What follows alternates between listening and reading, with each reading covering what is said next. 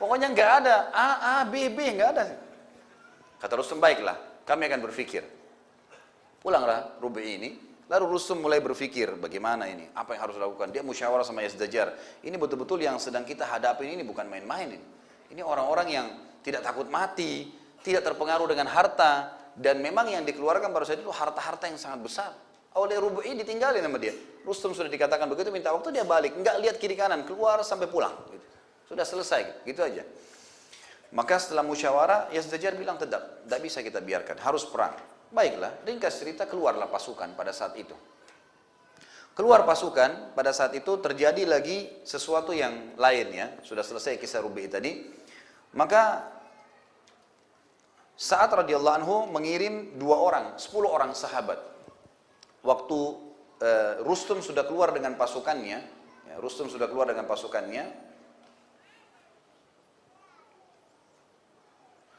maka saat mengutus 10 orang sahabat, ada 2 sahabat yang menonjol di sini.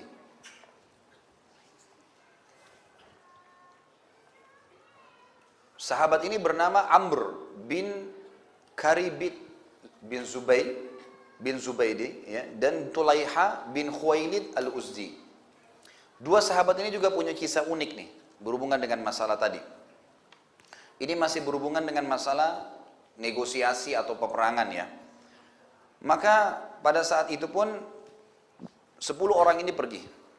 Rupanya Rustum mengatakan, menerima instruksi dari Yazdajar, kita harus kerahkan pasukan kita yang terkuat, yang selama ini belum pernah dikerahkan sebanyak itu, 240.000 orang. 240.000 orang ini dibagi menjadi 3 bagian. Bagian ujung tombak terdiri dari 70.000 orang, bagian jantung dari pasukan tengah itu 100.000 orang, dengan ekor pasukan 70.000 orang. Jadi 70.000 ujung ekor sama ujung tombak 70.000, 140. Tambah 100.000 di tengah-tengah berarti 240.000. Kita bayangkan kalau 240.000 pasukan lagi jalan, suara kakinya aja sudah ribut gitu kan. Maka yang terjadi pada saat itu, jalanlah, dan Rustum ini mengatur strategi supaya kalaupun ada mata-mata muslim, dia tahu bahwasanya pasukan ini sangat besar, jalan dulu yang 70.000 itu. Setelah perjalanan 2 hari, baru keluar yang 100.000. Setelah perjalanan 2 hari, baru keluar lagi yang 70.000. Jadi pasukan ini sangat besar jalan. Pada saat itu, 10 orang ini diutus oleh Sa'ad, coba ngintai. Ini kok setelah Rubai pulang tidak ada lagi berita. Kira-kira seperti apa nih? Diutuslah 10 orang. 10 orang ini memang pemberani, terutama 2 orang ini. Masuklah mereka ke pedalaman, kampung demi kampung, lewatin ke dalam sampai menemukan pasukan ini. Pada saat menemukan pasukan yang 70.000 orang pertama ini, maka sahabat-sahabat yang lain di situ mengatakan, ini dia pasukannya nih. Ada bendera, ada pasukan gajah, jumlahnya tidak terhitung, sekitar 70.000 orang, gitu kan? Biasanya cara mereka menghitung zaman dulu itu, setiap kotak pasukan itu diisi 100 sampai 500 orang, gitu kan. Maka dilihatlah kotak-kotaknya pasukan itu. Kotak ada pemimpin depannya, kotak ada pemimpin depannya, maka dihitung dari situ, oh jumlahnya sekian. Dari situ mereka tahu itu sekitar 70.000 orang gitu. Pada saat itu orang-orang semua mengatakan ini pasukannya. Kita kembali sampaikan kepada Sa'ad. 2 orang sahabat ini, sengaja saya sebutin namanya karena mereka punya kiprah. Si Amr bin Karib tadi dengan Tulaiha bin Khuwailid. 2 orang ini bilang bukan. Ini bukan inti pasukan, ini cuma ujung tombaknya, pasukan depannya saja. Kata yang 8 orang, pastilah ini. Dia bilang enggak. Kalau kalian mau pulang silahkan, kalian pulang aja. Pulanglah 8 orang ini. Perlu juga kita garis bawahi, 2 orang ini adalah 2 kepala suku dari Yaman. Dan 2 orang ini dulu di zaman jahiliyah, kalau orang-orang Quraisy pun butuh bantuan segala, sering minta tolong. Dan kalau 2 orang ini sudah datang di pasukan Quraisy, pasukan Quraisy sudah merasa tenang karena 1 orang dianggap seperti kekuatan 1000. Beraninya luar biasa. Ya, jadi kekuatannya luar biasa, kekuatan hatinya sangat kuat. Yang terjadi adalah pada saat itu 2 orang ini jalan, Amr dan si Tulaiha jalan. Jalan perjalanan 2 hari, ditemukanlah 100.000 itu. Pasukan yang kedua. Kata Amr kepada Tulaiha, wahai Tulaiha, ini kira-kira pasukannya? Kata Tulaiha, bukan. Ini masih jantungnya nih, masih ada pasti. Karena Tulaiha kepala suku sering ikut berperang, tahu dia. Kan ini bukan, ini masih jantung pasukan. Karena standar hampir semua sama pakaiannya. Ini sekitar 100.000 orang. Ini berarti jumlahnya, ini pasukan jantung. Kata Amr, apa yang kita lakukan? Kata Tulaiha, masuk lagi. Kita cari ujungnya, ekornya di mana, gitu kan? Karena di situ biasa pimpinannya. Jalanlah mereka perjalanan 2 hari lagi sampai mendekati Madain. Nah, Madain ini teman-teman sekalian adalah ibu kotanya Kisra pada saat itu. Ya, sangat terkenal memiliki istana putih. Nanti akan kita punya bahasan sebentar berhubungan dengan masalah itu. Maka yang terjadi, kata Amr, ayolah kepada Tulaiha, jalan sampai 2 hari menemukan 70.000 lagi pasukan. 70.000 pasukan yang terakhir yang ditemukan ini, ternyata di situ memang ada Singasana, ya, ada Rustum yang lagi duduk di atasnya, di bawah ada pasukan gajah dan ada gajah-gajah yang berwarna putih. Ini biasa gajah-gajah pilihan, gitu kan? Ini pimpinan-pimpinan gajah. Maka kata Amr, apakah ini ekornya? Kata Tulaiha, iya. Kata Amr, kalau gitu ayo kita pulang. Sampaikan aja kepada Sa'ad. Berarti jumlah mereka 240.000. Kata Tulaiha, wahai Amr, sudah sejauh ini kita jalan 6 hari perjalanan terus kau mau pulang kosong? Kata Amr, kau mau apa? Kata Tulaiha, serang. Ini pelajarannya, 2 orang mau nyerang 70.000. Ini kisah nyata, hadis sahih. Riwayat sahih menyebutkan, maka kata si Amr, wahai Tulaiha, kau sadar kita 2 orang lawan 70.000? Kata Tulaiha, iya. Apa yang kau takutkan? Gitu kan? Kalau kau memang tidak mau menyerang mereka, berarti kau pengecut. Percuma jadi kepala suku, gitu kan? Digituin. Kata Amr, bukan masalah pengecut, 70.000. Dan kita ini butuh informasi yang kita sampaikan kepada Sa'ad. Gitu kan? Kau tahu saya bukan pengecut, tapi kalau kita nyerang kita terbunuh, berarti yang diinginkan oleh pimpinan kita tidak dapat. Gitu kan? Kata Tulaiha, kita tidak akan terbunuh kecuali ajal sudah datang. Kalau kau tidak mau ikut, tunggu di sini. Gitu kan? Ini Tulaiha radhiyallahu anhu luar biasa. Beliau takbir sendirian dan kebetulan waktu itu kebetulan sekali memang pasukan yang 70.000 ini sudah jalan selama perjalanan 2 hari juga dari wilayahnya dia dan lagi istirahat. Lagi tebar kemah, buka kemah, pas sudah malam. Tulaiha sama Amr sholat maghrib isya, dia masuk. Kemudian dia datang sendirian, dia serang, si Amr nunggu. Dia serang, kemudian dia datang ke kemah-kemah mereka, memutusin tali-tali kemah mereka. Gitu kan? Semua yang didapat ditebasin sambil takbir, Allahu Akbar, Allahu Akbar. 1 orang.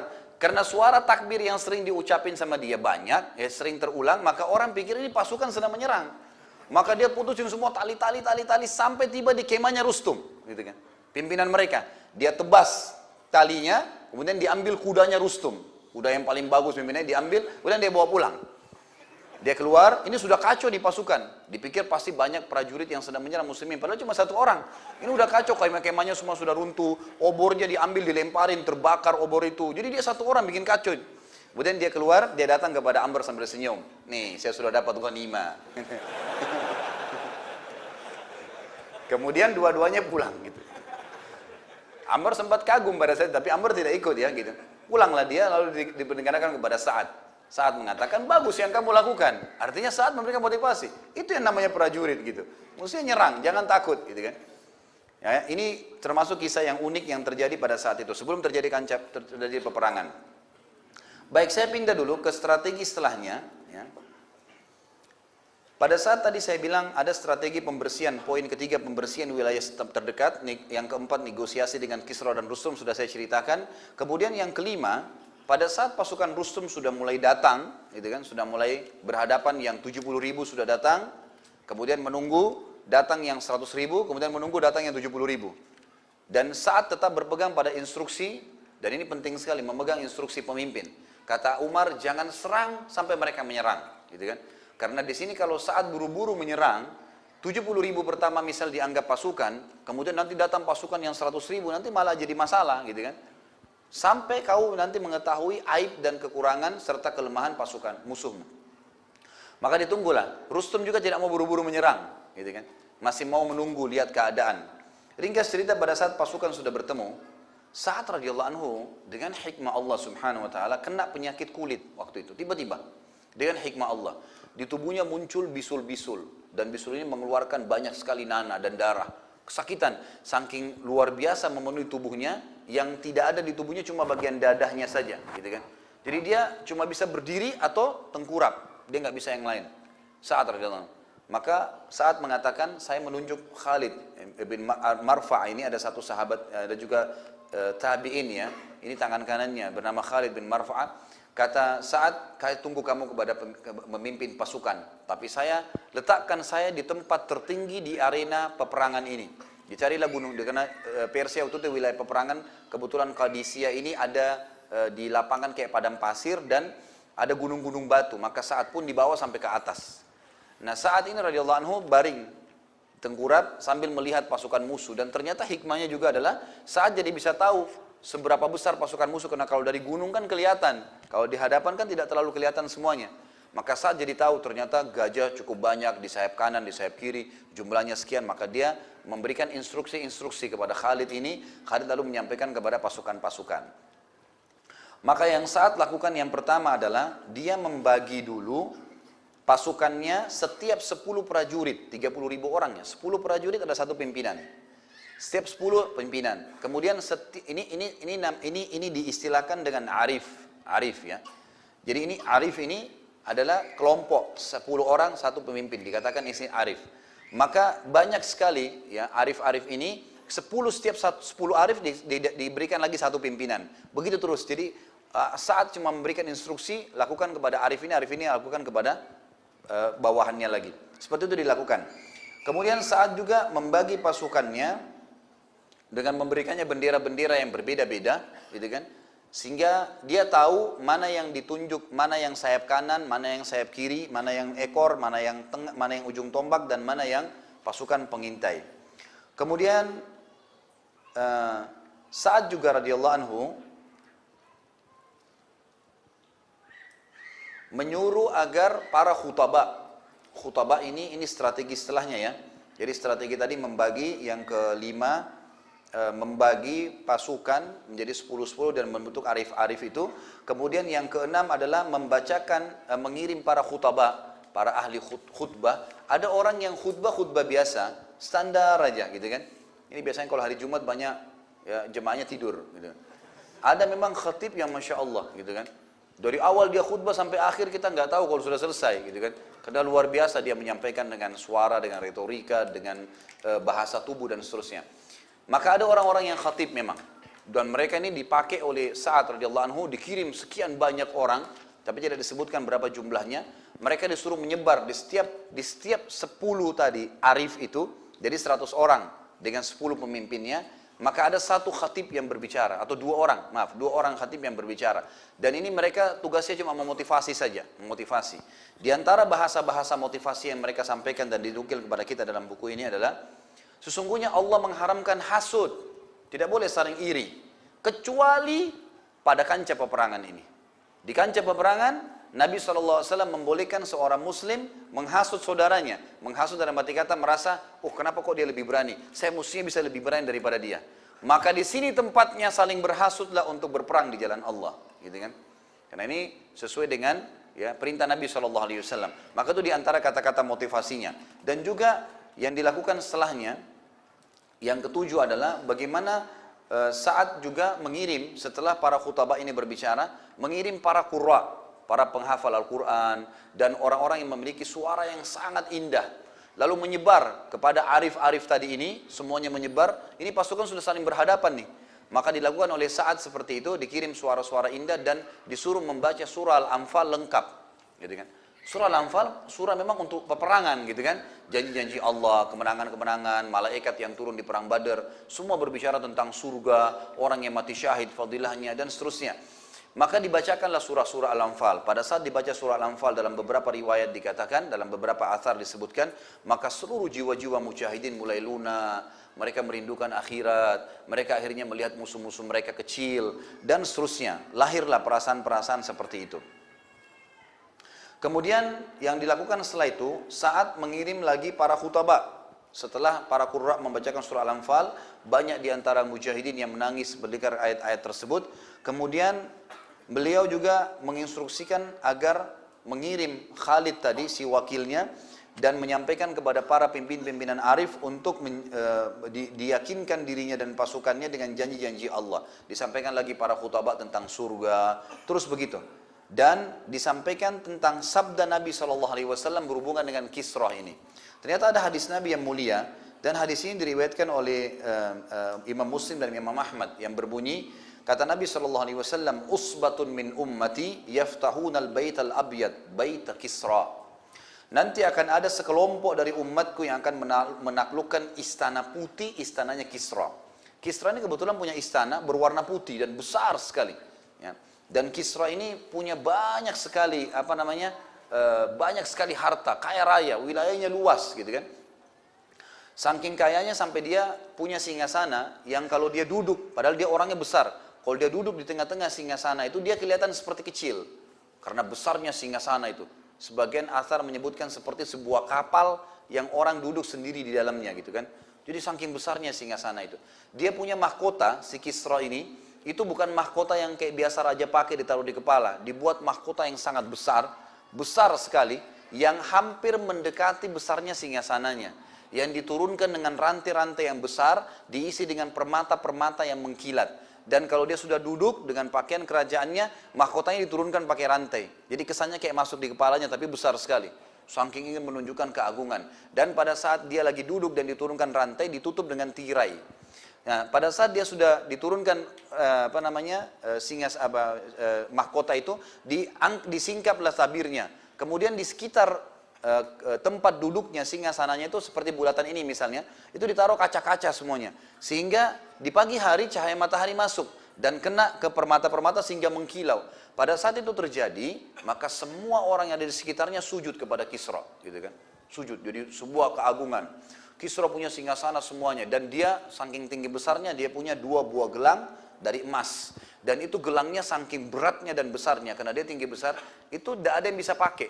Yazdajar saja yang bisa pakai. Raja ini sangat besar badannya. Dan ini juga ada sedikit rentetan sejarah, saya tambahkan saja di sini. Waktu Nabi SAW mau hijrah ke Madinah dengan Abu Bakar, sempat ada satu orang Quraisy yang ingin mengejar Nabi SAW dengan Abu Bakar dan ingin mengejar 100 ekor unta dijanjikan oleh Abu Sufyan. Siapa namanya? Suraka bin Malik. Ya. Suraka bin Malik ini adalah salah satu tokoh Quraisy, gitu kan? Yang dia ini terkenal dengan keberaniannya juga. Maka dia sempat mengejar Nabi SAW, dan pada saat dia lihat Nabi setelah dari Gar Thur, gitu kan, mau ke Madinah setelah 3 hari di sana bersembunyi. Dilihatlah, lalu orang-orang bilang, itu mungkin Muhammad. Dia tahu kalau itu Nabi SAW, maka dia bilang sama teman-temannya, bukan, itu bukan Muhammad, itu orang Arab yang kebetulan lewat. Sampai teman-temannya semuanya sudah merasa aman, pergi, dia pun mengejar sendiri. Pada saat mendekati Nabi SAW, Abu Bakar sempat bilang, ya Rasulullah, salah seorang di antara mereka mendekati kita. Kata Nabi SAW, tenanglah wahai Abu Bakar, sambil melantunkan ayat Al-Quran. Abu Bakar sebentar ke kanan, sebentar ke kiri, sebentar ke depan, sebentar ke belakang Nabi. Kata Nabi SAW, kenapa wahai Abu Bakar? Dia bilang, orang itu makin mendekat ya Rasulullah. Ya. Kata Nabi SAW, tenanglah wahai Abu Bakar, sampai Suraka sudah bisa menjangkau dengan tombak atau anak panahnya. Yang itu jarak kurang lebih mungkin 100 hasta ya diistilahkan begitu. Itu sudah bisa menjangkau kita ya Rasulullah. Kata Nabi SAW, tenanglah. Lalu kata Nabi SAW berdoa, ya Allah, selesaikanlah urusan orang ini. Tiba-tiba kuda Suraka tenggelam di dalam tanah bersama dengan Suraka, kakinya nggak bisa bergerak. Maka Suraka pun berkata, wahai Muhammad, maafin saya. Ya. Kata Nabi SAW, baiklah, saya akan maafkan kamu. Lalu dia bilang, kalau begitu berikan kepada saya surat keamanan. Artinya Suraka sudah tahu Nabi ini akan ke Madinah, dan di Madinah ada pasukan yang sangat kuat yang mungkin bisa menyerang Mekah. Satu waktu kalau kau menyerang Mekah, maka saya bisa aman. Maka Nabi SAW berkata kepada Abu Bakar, Abu Bakar tuliskanlah surat buat dia. Keamanan ini dari Rasulullah Muhammad SAW kepada Suraka bin Malik. Surat ini akan dijadikan aman sehingga dia tidak termasuk dalam orang-orang kafir yang akan terbunuh. Maka dikasihlah. Lalu Suraka pun mengambil, kemudian dia pergi. Kata Nabi SAW, tapi dengan syarat kamu tidak boleh menyampaikan berita kami. Dia bilang, iya, baiklah. Ringkas cerita, Suraka pada saat mau pergi, kata Nabi SAW kalimat begini, berhubungan dengan Kisra nih. Kata Nabi SAW, wahai Suraka, bagaimana pendapatmu? Satu waktu nanti kau akan pakai 2 gelangnya Kisra. Gelangnya Kisra ini besar. Dan dia raja adik kuasa gitu kan, yang sangat berkuasa pada saat itu. Kata Suraka, Kisra, Anu Sinwan, maksudnya Yazdajar tuh. Kata Nabi SAW, iya. Maka Suraka pun mengatakan, baiklah, Dia tidak membohongkan, dia tidak membenarkan, tapi dia pergi, pulang. Pembebasan kota Mekah, terjadi ekspansi ke Mekah, kemudian Suraka masuk Islam pada saat itu. Dia sempat ditawan, kemudian dia lihatkan suratnya. Maka sahabat-sahabat membawa kepada Nabi, ya Rasulullah, Suraka bawa surat ini. Kata Nabi SAW, benar. Selamatkan dia, tidak boleh, dia tidak termasuk yang dihukum. Diselamatkan. Lalu Suraka masuk Islam gara-gara itu. Ringkas cerita, di zaman Umar bin Khattab radhiyallahu anhu, Suraka tidak ikut dengan pasukan Sa'ad, tapi dia ada di Madinah, gitu kan. Nah, nanti pada saat pada saat Sa'ad dan pasukannya berhasil meruntuhkan, merebut rumah putih ini, akan ada salah satu ganimah harta rampasan perang adalah gelangnya si Kisra ini yang sangat berat tadi. Maka pada saat itu dikirimlah oleh Sa'ad ke Madinah. Saya melompati sedikit kisah masalah ekspansi tadi ya. Saya ambil masalah gelang Kisra karena kita tahu bagaimana kisah gelang ini unik dan ada dalam hadis disebutkan. Maka dikirimlah, kata Bilal, Sa'ad dan beberapa sahabat-sahabat Nabi yang sempat menembus nanti Madain, mereka mengatakan kita nggak butuh nih gelangnya Kisra untuk apa, singgasananya ini untuk apa. Dan di depan tempat duduknya, di tempat pertemuannya Kisra itu ada karpet yang besarnya itu 60 hasta kali 60 hasta, gitu kan. Jadi ya kurang lebih mungkin 60 meteran kali 60 meter ya, cukup besar. Dan itu sering Kisra buka kalau lagi musim salju, lagi dingin, kemudian dibuka itu, kalau dibuka seperti ada pohonnya, ada ruangannya. Jadi karpet yang sangat luar biasa dan tebal sekali, gitu kan. Ringkas cerita itu semua dikirim ke Madinah. Kata Sa'ad kirim ke Madinah, kita nggak tahu membuat apa nih, kirim aja ke Madinah. Waktu tiba di Madinah, dilihat kekayaan-kekayaan, gulang-gulang, emas-emas, sepatunya Kisra, baju-bajunya dari sutra, singgasananya, termasuk karpetnya. Kata Umar, sungguh mereka telah terpengaruh, terkelabui dengan dunia ini. Kata Umar begitu kan. Lalu waktu lihat gelangnya Kisra, Umar bin Khattab sempat ingat sabda Nabi kepada Suraka. Suraka ada di Madinah waktu itu. Kata Umar radhiyallahu anhu, coba panggil Suraka. Dipanggil Suraka. Lalu tidak dilihatkan dulu gelangnya Kisra. Kata Umar, wahai Suraka, apa yang Nabi SAW katakan kepadamu pada saat kau kejar dia bersama Abu Bakar menuju ke Madinah? Kata Suraka, Nabi SAW kekasihku mengatakan, bagaimana pendapatmu wahai Suraka, kalau di kedua tanganmu ada gelangnya Kisra, gitu kan? Kata Umar, nih gelangnya Kisra sudah kita tundukkan dengan izin Allah. Pakai Suraka dan keliling Madinah. Sampaikan apa yang Nabi SAW sampaikan kepadamu. Maka Suraka pun memakai tangannya sambil keliling, sambil angkat mengatakan, kekasihku Rasulullah telah bersabda, wahai Suraka, bagaimana kalau di kedua tanganmu ada gelangnya Kisra. Dan ini benar wahai muslimin. Keliling Madinah menyampaikan semua itu. Sampai orang-orang banyak yang menangis karena melihat kebenaran apa yang Nabi SAW sampaikan. Tapi saya kembali tadi ke kisah kita. Kisra ini orang yang sangat diagungkan, gitu kan, punya kekayaan yang sangat banyak. Maka pada saat itu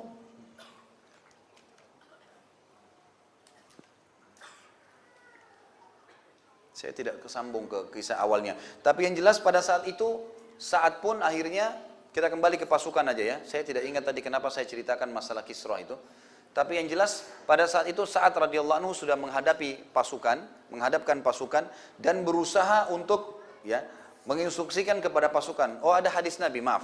Hadis Nabi tadi begini. Yang kata Nabi SAW, sekelompok dari umatku akan menaklukkan istana putih, istananya Kisra. Gitu kan? Ini tadi sebabnya kenapa saya ceritakan Kisra dengan gelangnya dan semuanya. Juga ada hadis lain yang berbunyi, hadis ini diriwayatkan oleh Imam Muslim. Kata Nabi SAW, la taftahanna isabatun min ummati kanza ali Kisra alladhi fil abyad. Akan ada sekelompok orang dari umatku yang akan menguasai harta kekayaan Kisra di istana putih. Riwayat lain dikatakan, la taftahanna isabatun minal muslimin au minal mu'minin kanza ali Kisra alladhi fil abyad. Akan ada sekelompok dari orang mukmin atau orang muslim yang akan menguasai harta kekayaan Kisra di istana putihnya. Jadi karena ada berita ini, hadis ini, maka Sa'ad memotivasi para pasukannya pada saat itu, mengatakan bahwasanya Nabi SAW sudah menjanjikan buat kita. Dan belum pernah ada pasukan umat Islam yang sampai ke wilayah Persia ini. Baru kita. Berarti pastikanlah sabda Nabi itu akan benar. Kita pasti akan menang nih. Dan istana Kisra kita akan taklukkan. Berpeganglah pada hadis itu. Jadi saat memotivasi pasukannya dengan kalimat-kalimat seperti ini.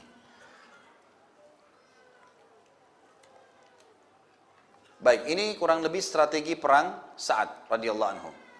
Pada saat pasukan sudah berhadapan, maka Sa'ad pun akhirnya berkata kepada pasukannya, diinstruksikan pada saat itu.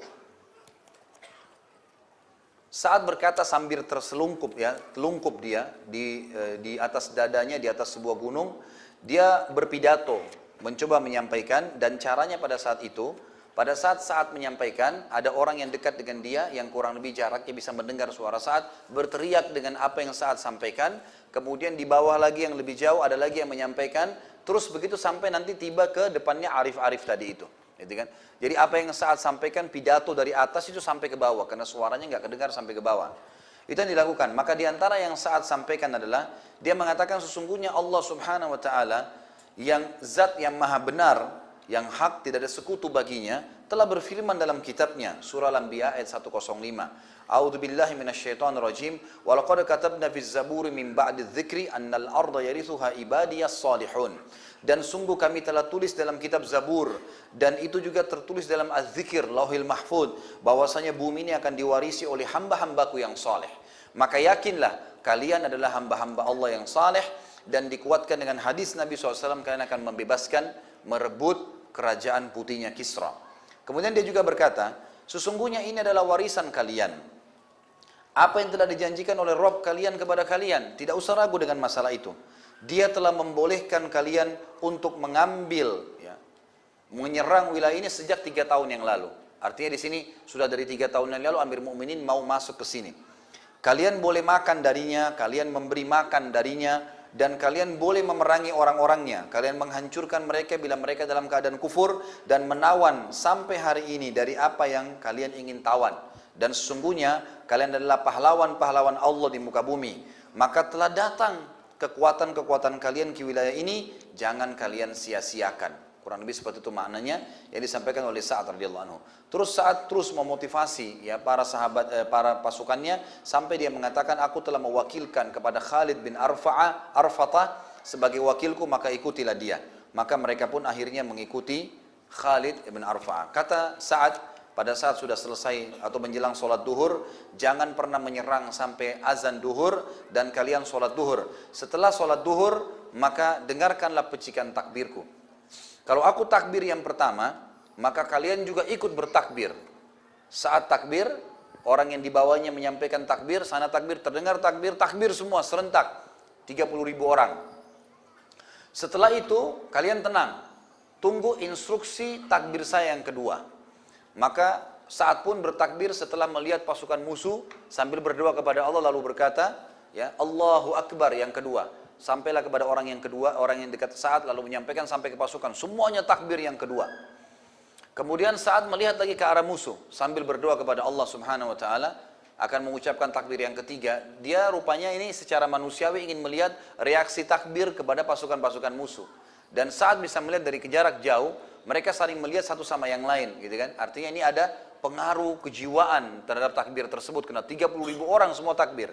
Maka Sa'ad berkata, saya akan takbir yang ketiga, dan pada saat selesai saya takbir yang ketiga, kuatkan tali-tali sendal kalian, gitu kan?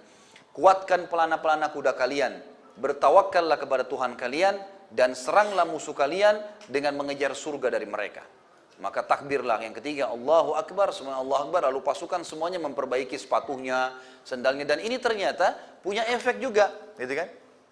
Musuh-musuh pada saat melihat 30.000 orang di hadapannya, walaupun jaraknya lumayan, gitu kan?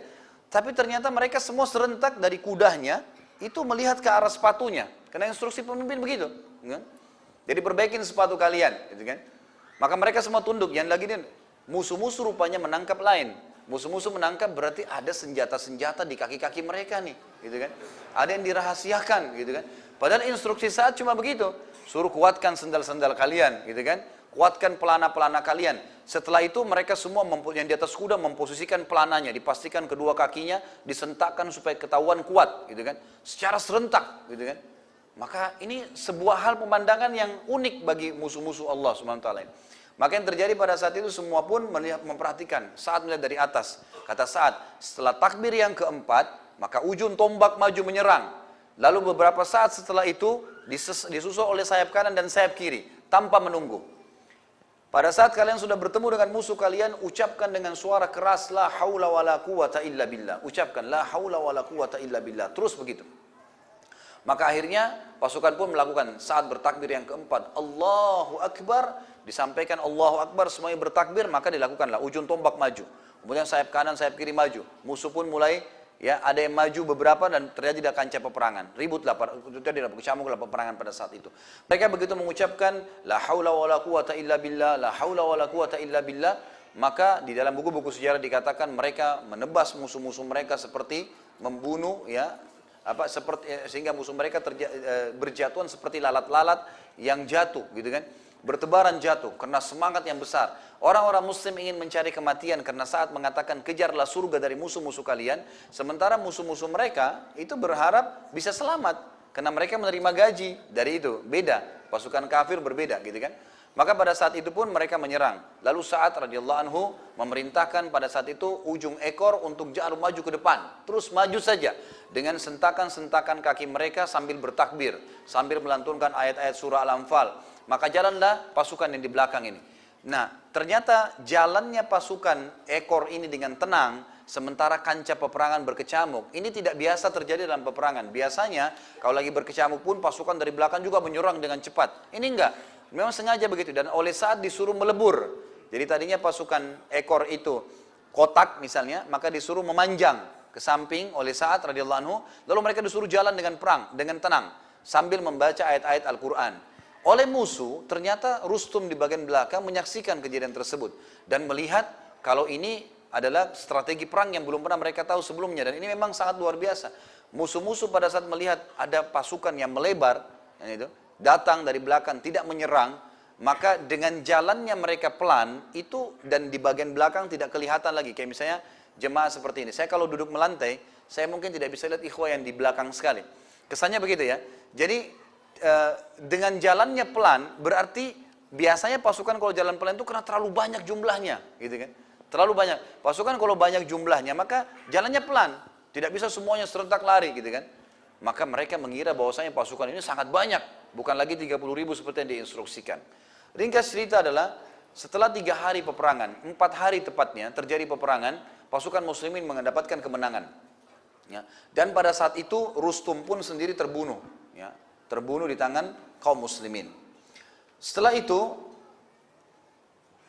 kaum muslimin sempat tentu ada yang mati syahid, kalau tidak salah dalam sejarah disebutkan sekitar 25% dari kekuatan muslimin. Jadi dari 30.000 itu seperempatnya meninggal dunia, gitu kan. Itu habis semuanya, memang terbunuh, mati syahid semuanya. Dan para ahli sejarah mengatakan ada 2 peperangan yang paling banyak korban kaum muslimin, itu adalah Balat Syuhada. Ini nanti ada bahasan tentu di waktu lain ya. Balat Syuhada ini peperangan waktu muslimin dari Spanyol menyerang ke wilayah Prancis, gitu kan. Kemudian di perang Qadisiyah, tapi mereka matinya mati syahid, gitu kan. Lalu di sini di buku ini disebutkan perang ini dicatat dalam sejarah Persia, dicatat dalam sejarah dunia, para sejarah-sejarah dunia mengangkatnya, dan mereka mengakui kekuatan muslimin pada saat itu karena belum pernah ada di antara mereka yang bisa memenangkan peperangan dan mengatur strategi seperti itu. Termasuk Timur Leng dan Napoleon, itu sebenarnya tidak ada apa-apanya dibanding mereka, tapi sebagian orang ahli sejarah barat berusaha untuk menyembunyikan tentang emasnya kaum muslimin ini. Padahal sebenarnya mereka punya kekuatan tersendiri. Ringkas cerita adalah Sa'ad pun mengirim surat. Jadi pada saat itu salah satu strategi juga yang diatur oleh Sa'ad. Sa'ad punya setiap hari ada 2 orang yang menuju ke Madinah, membawa informasi kepada Umar bin Khattab. Wahai Amir Mu'minin, begini terjadi. Lalu dia balik lagi ke pasukan perang. Begitu balik 2 orang ini, begitu mereka tiba di Madinah, ada yang nyusul lagi besoknya. Nanti dibalik terus begitu. Setiap hari ada 2 orang yang menyampaikan informasi kepada Umar, sehingga Umar tahu betul ya tentang masalah keadaan peperangan.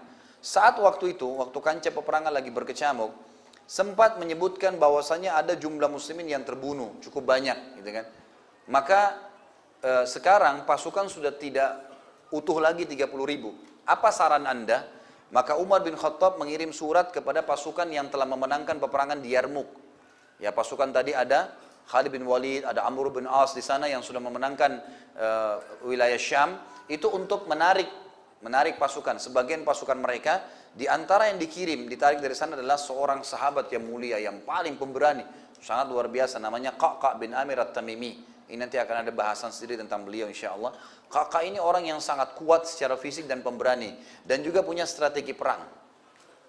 Salah satu strategi perang yang dipasang oleh Qa'qa' ini, gitu kan? Ternyata pasukan Persia, Qa'qa' ini sempat tiba sebelum pasukan Rustum dikalahkan. Salah satu yang Qa'qa' temukan adalah, ditanya waktu dia datang, apa yang mengganggu kalian? Kata pasukan muslimin, 3 hari kami berperang, 4 hari. Hari keempat mereka kalah semua akhirnya.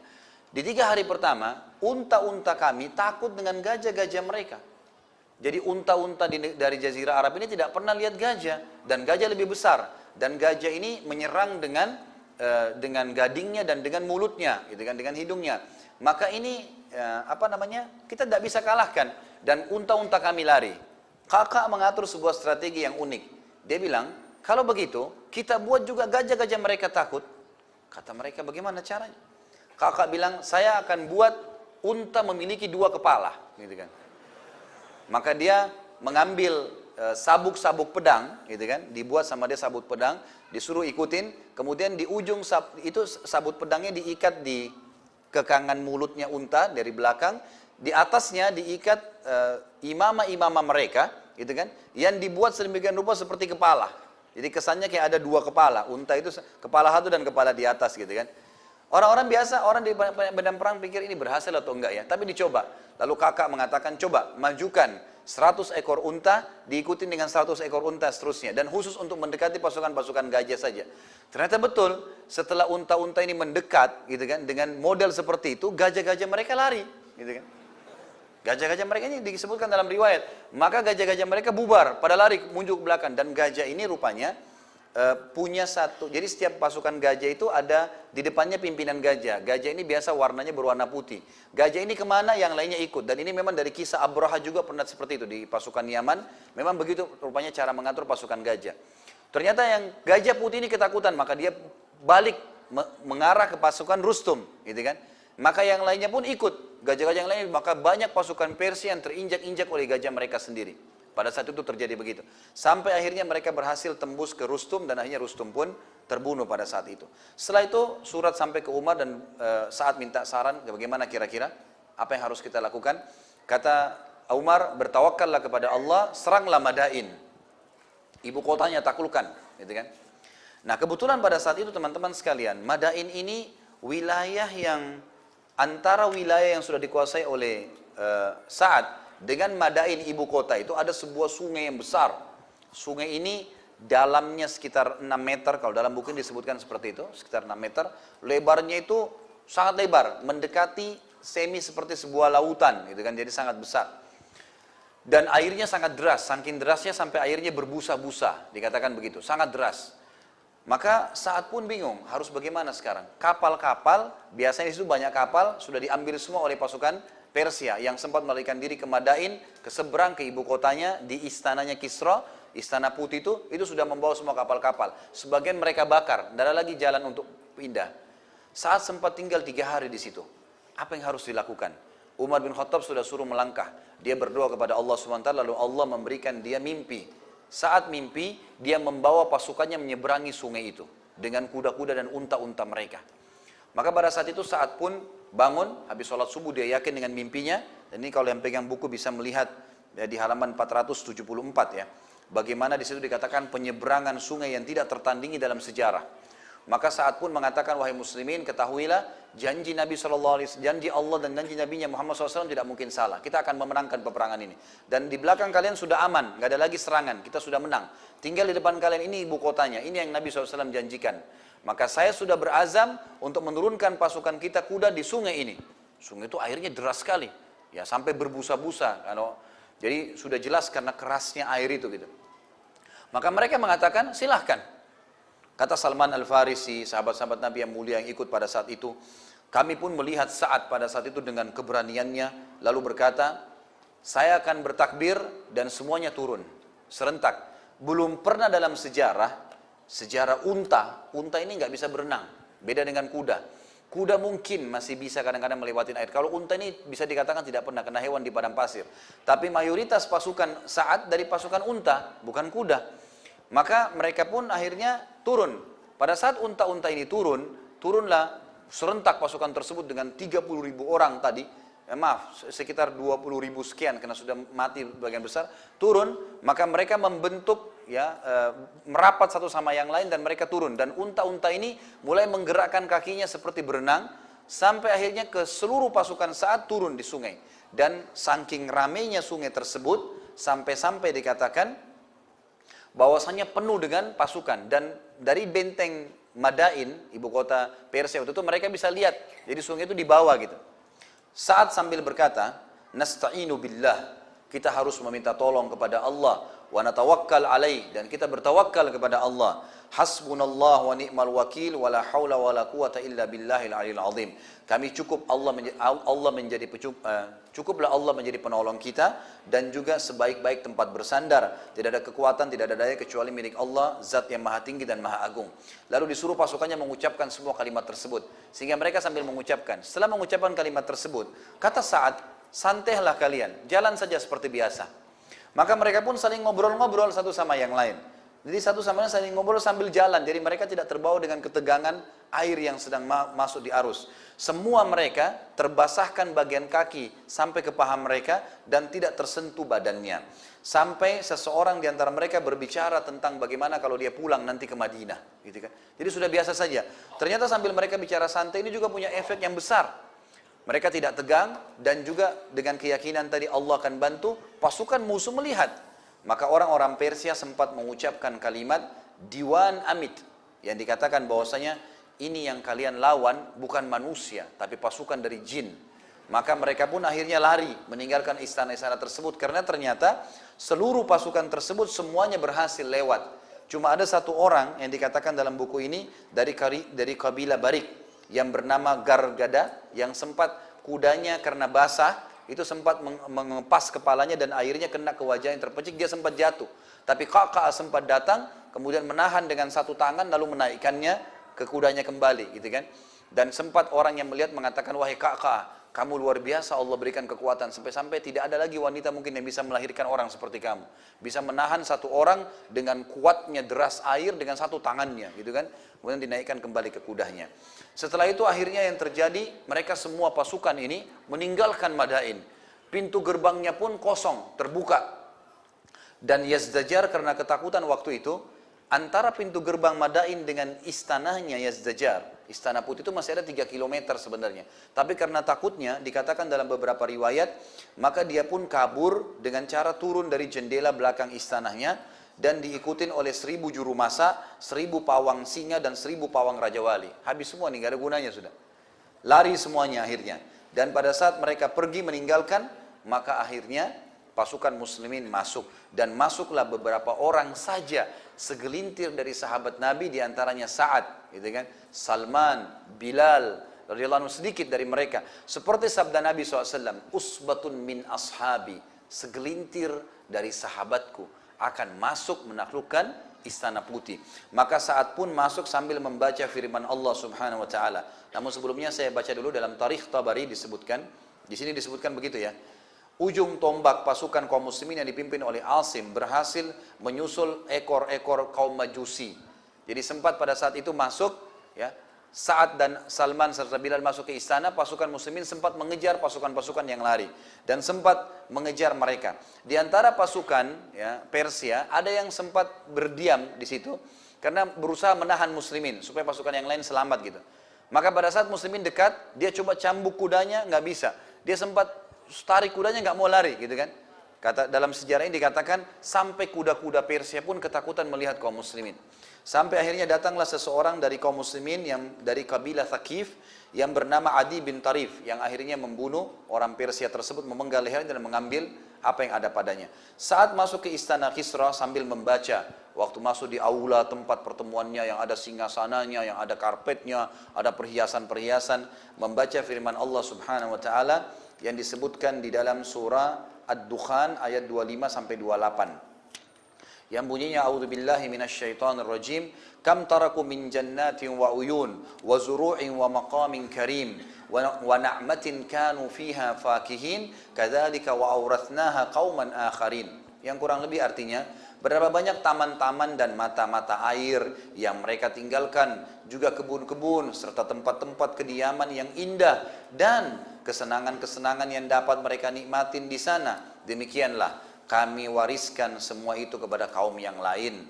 Lalu kemudian dikatakan saat pun masuk dan terus beliau mengekspansi wilayah Persia sampai tahun 20 Hijriah. Sudah masuk duhur? Ya? 1 menit lagi. Baik. Dikatakan di sini penaklukan Sa'ad radhiyallahu anhu terhadap negeri-negeri tersebut terus berkesinambungan sampai saat meruntuhkan semua wilayah-wilayah Irak secara keseluruhan, kemudian Azerbaijan, Al-Jazira, kemudian Armenia, wilayah Turki yang berbatasan dengan Iran, semuanya ditaklukkan oleh Sa'ad radhiyallahu anhu. Sampai Umar pun bertanya, ya, mungkin habis duhur kita masih lanjutkan sebentar, ada beberapa poin yang belum selesai. Umar bin Khattab berkata, dan saya tutup dengan perkataan ini. Kata Umar radhiyallahu anhu waktu menanyakan kepada salah satu kesatria Yaman, tadi Amr ibn Ma'di Karib, ya, yang tadi bersama dengan Tulaiha yang pergi menyerang 70.000 pasukan itu, bertanya tentang Sa'ad, maka Amr berkata, seorang laki-laki yang tawadhu dalam tendahnya, seorang Arab dengan pakaiannya, seorang singa di dalam sarangnya, berlaku adil dalam menetapkan perkara, membagi dengan sama dan membawa pasukan sampai jauh menembus tempat-tempat musuh. Dia mengasihi kami layaknya seorang ibu yang baik, dia menyampaikan hak kami kepada kami dengan sangat teliti. Allahu alam. Insyaallah kita lanjut sebentar dengan beberapa fadilah atau manaqib Sa'ad yang belum selesai, kemudian kita buka sesi tanya jawab. Subhanakallahumma bihamdika asyhadu an la ilaha illallah astaghfirullah wa atubu ilaik. Wassalamualaikum warahmatullahi wabarakatuh. Assalamualaikum warahmatullahi wabarakatuh. Alhamdulillah wassalatu wassalamu ala Rasulillah. Saya ingatkan kembali tadi masalah manaqib Sa'ad radhiyallahu anhu. Beliau pertama 10 orang yang pertama masuk Islam, 10 orang yang dijamin masuk surga. Yang kedua, yang ketiga turunnya surah Al-Ankabut ayat 8 waktu ibunya mogok makan dan akhirnya dia tetap dalam Islamnya. Yang keempat, paman Nabi Muhammad SAW dari ibunya, karena ayah Sa'ad saudara dengan ibu Nabi SAW, artinya punya hubungan kerabat. Yang kelima, beliau termasuk orang yang didoakan oleh Nabi SAW dengan dua doa yang mulia. Yang pertama, agar doa beliau agar beliau disembuhkan pada saat sudah akan atau sakit keras di Mekah.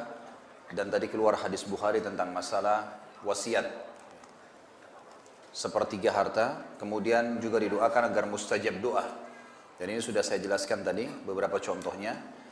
Poin atau kelebihan yang kelima, penjaga Nabi Muhammad SAW, yang juga tadi sudah saya sampaikan. Yang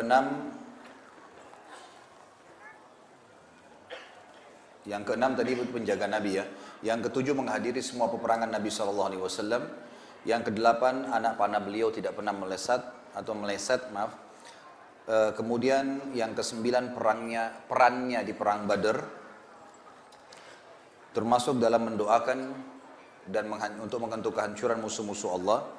Juga perannya di perang Uhud pada saat melepaskan anak-anak panah ke arah musuh-musuh. Kemudian yang ke-9 itu perannya di Badar. Yang ke-10,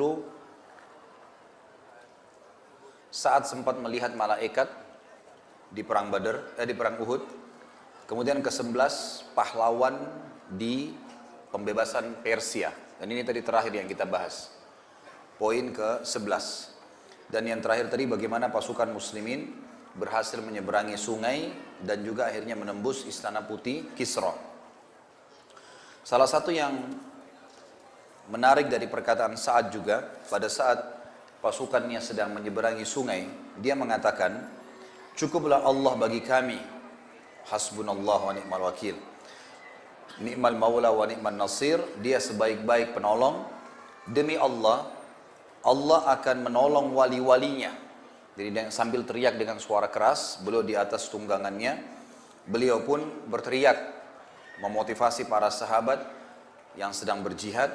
Allah akan memenangkan agamanya, Allah akan mengalahkan musuhnya selama dalam pasukan tidak ada dosa dan kezaliman, yang akan mengalahkan kebaikan-kebaikan. Maka Salman Al-Farisi radhiyallahu anhu yang mendengarkan statement Sa'ad menjawab sambil berkata, Islam ini adalah agama yang baru, yang belum ada agama seperti ini sebelumnya. Maksudnya ajaran Nabi Muhammad SAW. Tetapi sekalipun dia baru, demi Allah, lautan telah ditundukkan bagi kaum muslimin. Sebagaimana daratan telah dimudahkan bagi mereka. Karena waktu itu Salman menyaksikan sendiri pasukan-pasukan muslimin sedang melewati sungai tadi. Demi zat yang jiwaku berada dalam tangannya, kata Salman radhiyallahu anhu, mereka pasti keluar darinya dengan berbondong-bondong, sebagaimana mereka masuk ke dalamnya dengan berbondong-bondong, tidak seekor kuda pun yang terlepas tali kekangnya dari mulutnya. Sampai akhirnya Allah subhanahu wa ta'ala memberikan kemenangan kepada kaum muslimin.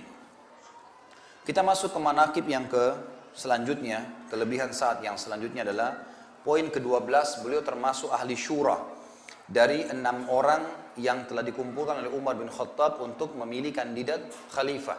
Ini sudah kita sebutkan juga dari bahasan tentang Uthman, kemudian Ali, Talha, Zubair, ini semua sudah kita sebutkan karena mereka memang termasuk kandidat-kandidat pada saat itu, termasuk Sa'ad.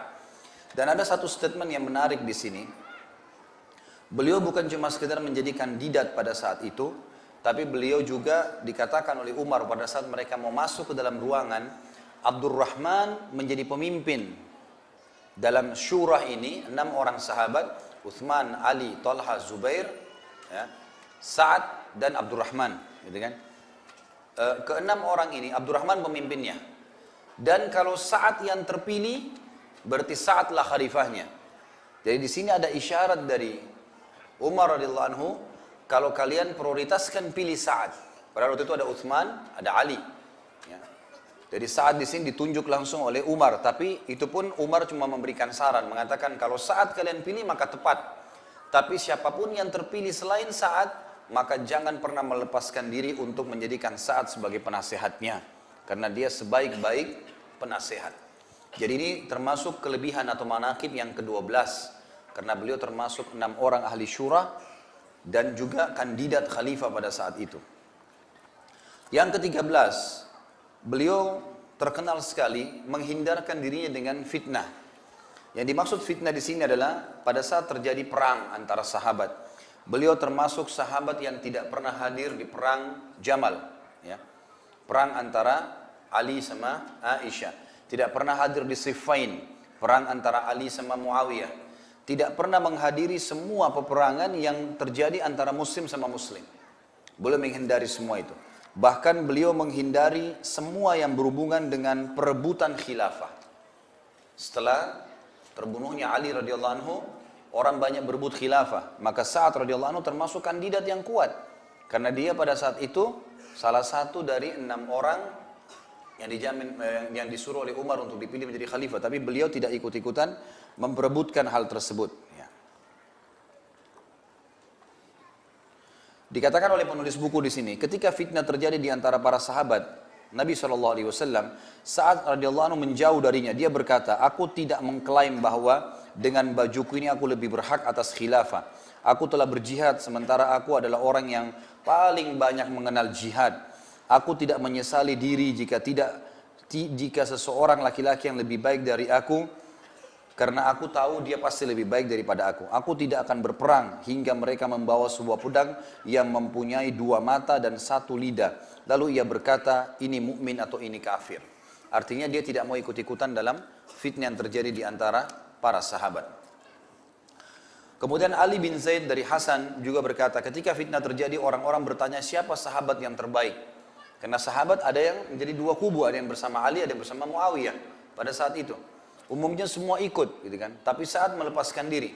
Maka pada saat selesai semua fitnah itu, orang-orang banyak bertanya, siapa sahabat yang paling baik nih? Sahabat Nabi yang sekarang masih hidup. Maka serentak seluruh wilayah Islam pada saat itu menyebutkan Sa'ad ibn Malik. Karena dia sama sekali tidak ikut-ikut. Kemudian juga disebutkan Umar ibn Sa'ad, anaknya beliau bernama Umar. Dia berkata bahwasanya Amir, ya, bahwa dari Umar bin Sa'ad dari ayahnya, bahwasanya Amir anaknya datang kepadanya. Dia berkata, anakku, apakah engkau memintaku menjadi kepala fitnah? Jadi anaknya Sa'ad sempat berkata, wahai ayah, kenapa engkau tidak ikut-ikutan? Gitu kan? Mungkin kau bisa menjadi penengah, menjadi pelurus. Kata Sa'ad, wahai anakku, apakah engkau ingin menjadikan aku sebagai kepala fitnah? demi Allah, sampai aku diberi sebilah pedang. Jika aku gunakan untuk menebas seorang muslim, maka ia tidak mempan. Artinya percuma, kalau aku pun diberikan sebuah pedang, aku tidak akan pakai untuk berperang. Jika aku gunakan untuk menebas orang kafir, maka ia akan membunuhnya. Maka kalau pedang itu dikasih untuk memerangi orang kafir, aku akan membunuhnya. Karena aku telah mendengar sabda Nabi SAW, Inna Allah yuhibbul ghaniyul hafiyyut taqi. Sesungguhnya Allah mencintai seorang hamba yang selalu merasa cukup, yang tersembunyi, tidak banyak dikenal oleh orang, artinya tidak ikut-ikutan mencari-cari kedudukan, dan juga orang yang bertakwa. Kemudian juga dikatakan dalam buku ini masih dijelaskan masalah fitnah, saat menyingkir dari fitnah sehingga meraih keutamaan yang sangat besar. Di antaranya Imam Az-Zahabi mengatakan rahimahullah, saat menjauh dari fitnah, dia tidak pernah ikut dalam perang Jamal, tidak pernah ikut dalam Siffin, tidak pernah ikut dalam tahkim, bahkan memerangi Khawarij saja dia tidak ikut-ikutan. Padahal dia kapabel sekali untuk menjadi khalifah. Kedudukannya agung, semoga Allah meridainya. Jadi memang beliau punya kedudukan yang luar biasa. Ya. Beliau menyelamatkan diri dari fitnah itu. Kemudian selanjutnya yang ke-14 adalah zuhud. Beliau terkenal juga dengan zuhudnya. Zuhud artinya mendahulukan akhirat dari dunia.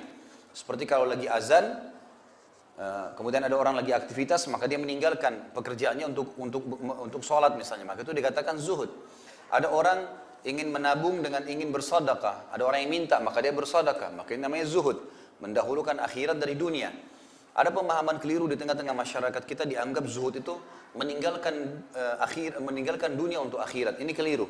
Sehingga mereka menggunakan baju yang kotor, mereka memakan roti yang kering. Ini semua tidak benar. Bukan ini definisi zuhud.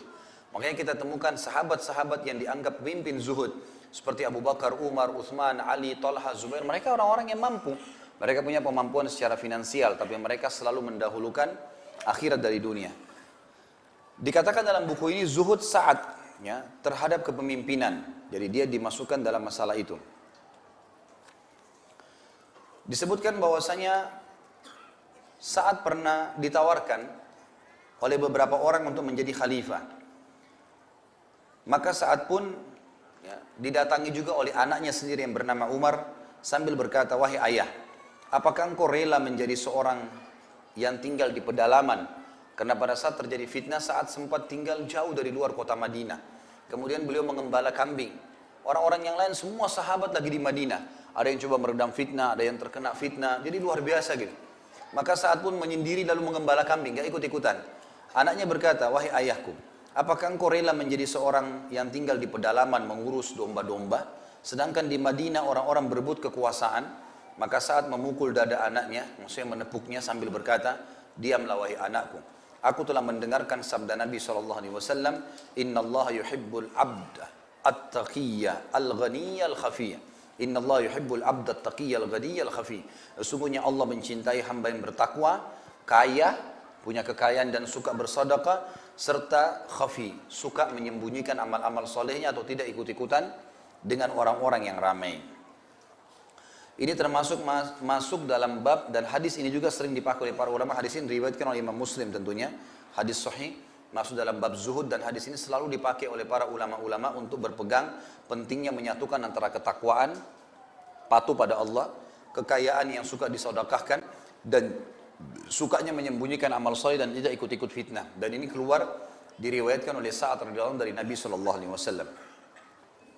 Sa'ad juga membela saudara-saudaranya. Ya, pada saat itu, kalaupun misalnya ditanya, beliau tidak ikut-ikutan fitnah, tapi beliau membela saudara-saudaranya, gitu kan. Di antaranya ini apa namanya? Setelah zuhud ya, setelah manakib yang ke-14, kelebihan yang ke-14, kelebihan yang ke-15, beliau membela saudara-saudaranya yang dianggap benar. Dan pada saat itu, Sa'ad radhiyallahu anhu memang mengeluarkan statement tentang benarnya perilaku Ali radhiyallahu anhu. Dan ini sudah kita jelaskan pada saat Ali, di zaman menjelaskan Ali radhiyallahu anhu, bagaimana Ali memang dalam posisi yang benar. Pada saat terjadi perang Jamal, pada saat terjadi perang Siffin, antara Ali radhiyallahu anhu dengan Aisyah radhiyallahu anha, dengan antara Ali radhiyallahu anhu dengan Muawiyah. Dan ini memang Ali dalam posisi benar pada saat itu.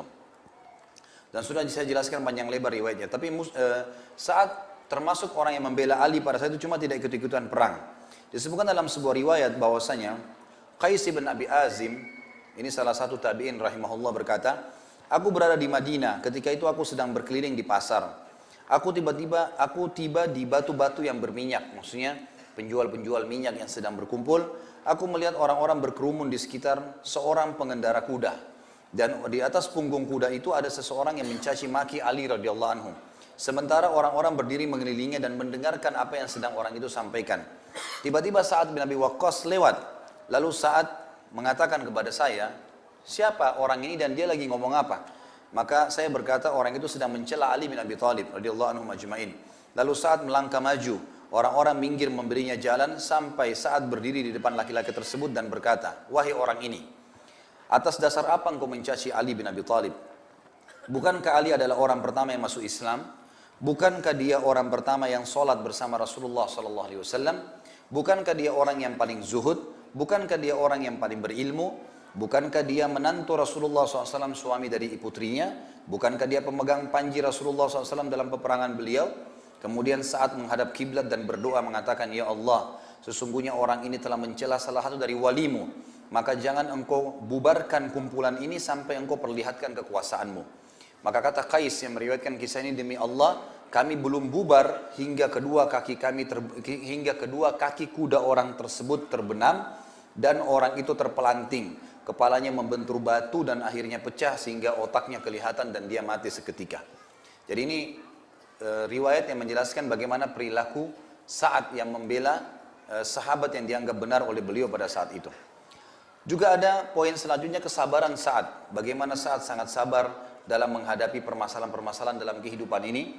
Di antaranya riwayat pada saat akhir hidup beliau sempat buta matanya di Mekah.